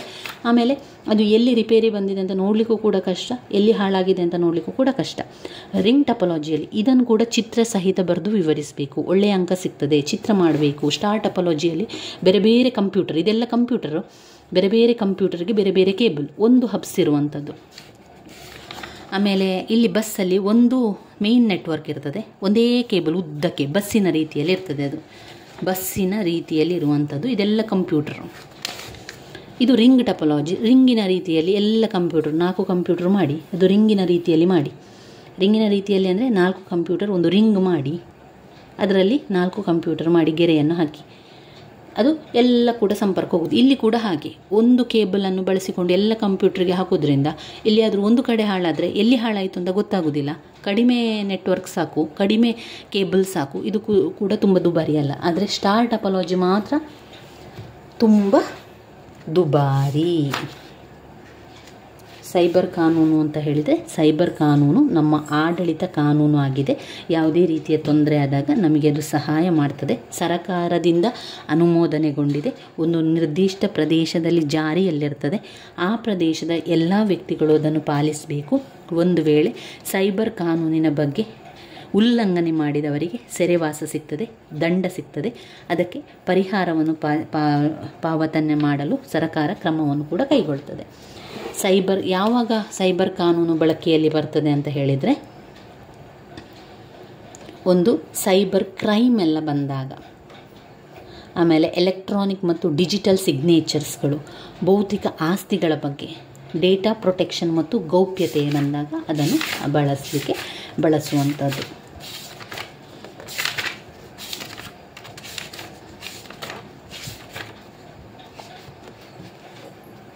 ಇ ಕಾಮರ್ಸ್ ಅಂತ ಒಂದು ಪ್ರಶ್ನೆ ಬಂದಿದೆ. ಅದು ನಾವು ಕಂಪ್ಯೂಟರ್ನಲ್ಲಿ ನಾವು ನೋಡಿದರೆ ಹಳೆಯ ಪ್ರಶ್ನೆ ಪತ್ರಿಕೆಯಲ್ಲಿ ಅಂತರ್ಜಾಲದ ಉಪಯೋಗ ದುರುಪಯೋಗ ಅಂತ ಅಂತರ್ಜಾಲವನ್ನು ಬರೀರಿ. ಅಂತರ್ಜಾಲ ನೆಟ್ವರ್ಕ್ ಎಲ್ಲ ಇದೆಯಲ್ಲ, ನಾವು ಇಂಟರ್ನೆಟ್ ಎಲ್ಲ ಬಳಸ್ತೇವಲ್ವ, ಅದರ ಬಗ್ಗೆ ನೀವು ಬರಿತಾ ಹೋದರೆ ಆಯಿತು. ಆಮೇಲೆ ಏನು ಹೇಳ್ತೇವೆ, ಡಿಜಿಟಲ್ ಕಂಪ್ಯೂಟರ್ ಅಲ್ಲ, ಇ ಕಾಮರ್ಸ್ ವಾಣಿಜ್ಯ ರೀತಿಯಲ್ಲಿ ಅಂತ ಕೇಳಿದರೆ ಅದು ಕೆಲಸದಲ್ಲಿ ವಾಣಿಜ್ಯ ರೀತಿಯಲ್ಲಿ ಯಾವ ರೀತಿ ಕಂಪ್ಯೂಟರನ್ನು ಬಳಸುವಂಥದ್ದು ಅಂತ ಹೇಳಿ ಆವಾಗ ನಾವು ಏನು ಬರಿಬೇಕು ಅಂತ ಹೇಳಿದರೆ, ಸಂಪೂರ್ಣವಾಗಿ ವ್ಯವಹಾರದಲ್ಲಿ ಏನೆಲ್ಲ ನಾವು ಮಾಡಲಿಕ್ಕೆ ಸಾಧ್ಯ, ವ್ಯವಹಾರಕ್ಕೆ ಲೆಕ್ಕಗಳನ್ನು ಮಾಡಲಿಕ್ಕೆ, ಅಲ್ಲಿ ಸಾಮಗ್ರಿಗಳನ್ನೆಲ್ಲ ಮಾಡಲಿಕ್ಕೆ ಎಷ್ಟು ಖರ್ಚಾಯಿತು ಅಂತ ನೋಡುವಂಥದ್ದು, ಎಷ್ಟು ಬಂತು ಅಂತ ನೋಡೋದು, ಸಂಪೂರ್ಣ ವ್ಯವಹಾರದ ಬಗ್ಗೆ ಯೋಚನೆ ಮಾಡ್ತಾ ಬರೆದ್ರೆ ಆಯಿತು. ಅದು ಇ ಕಾಮರ್ಸ್ಗೆ ಬರ್ತದೆ. ಅಂದರೆ ವ್ಯವಹಾರದಲ್ಲಿ ಕಂಪ್ಯೂಟರನ್ನು ಯಾವ ರೀತಿ ಬಳಸುವಂಥದ್ದು, ಇ ಕಾಮರ್ಸಲ್ಲಿ ಯಾವ ರೀತಿ ಬಳಸುವಂಥದ್ದು, ಸಂಪೂರ್ಣವಾಗಿ ನಾವೇ ಒಂದು ಜನರಲ್ ಆಗಿ ಅದರ ಬಗ್ಗೆ ಬರಿತಾ ಹೋದರೆ ಆಯಿತು. ಯಾವುದೇ ಪ್ರಶ್ನೆಗೂ ಕೂಡ ಬರಿಬೇಕಾದ್ರೆ ನೀವು ಕಂಪ್ಯೂಟರ್ನ ಬಗ್ಗೆ ಒಂದು ಸ್ವಲ್ಪ ಥಿಂಕ್ ಮಾಡಿ, ಯಾವ ರೀತಿ ನಾವು ಬಳಸ್ತೇವೆ, ನಮ್ಮ ಜನರಲ್ ಆಗಿ ಜೀವನದಲ್ಲಿ ನಾವು ಯಾವ ರೀತಿ ಬಳಸ್ತೇವೆ ಎನ್ನುವಂಥದ್ದನ್ನು ನೆನಪು ಮಾಡಿಕೊಂಡು ಬರಿತಾ ಹೋಗಿ. ಯಾವುದನ್ನು ಕೂಡ ಟೆನ್ಷನ್ ಮಾಡಬೇಡಿ, ಆರಾಮದಲ್ಲಿ ಬರೆದು ಬನ್ನಿ.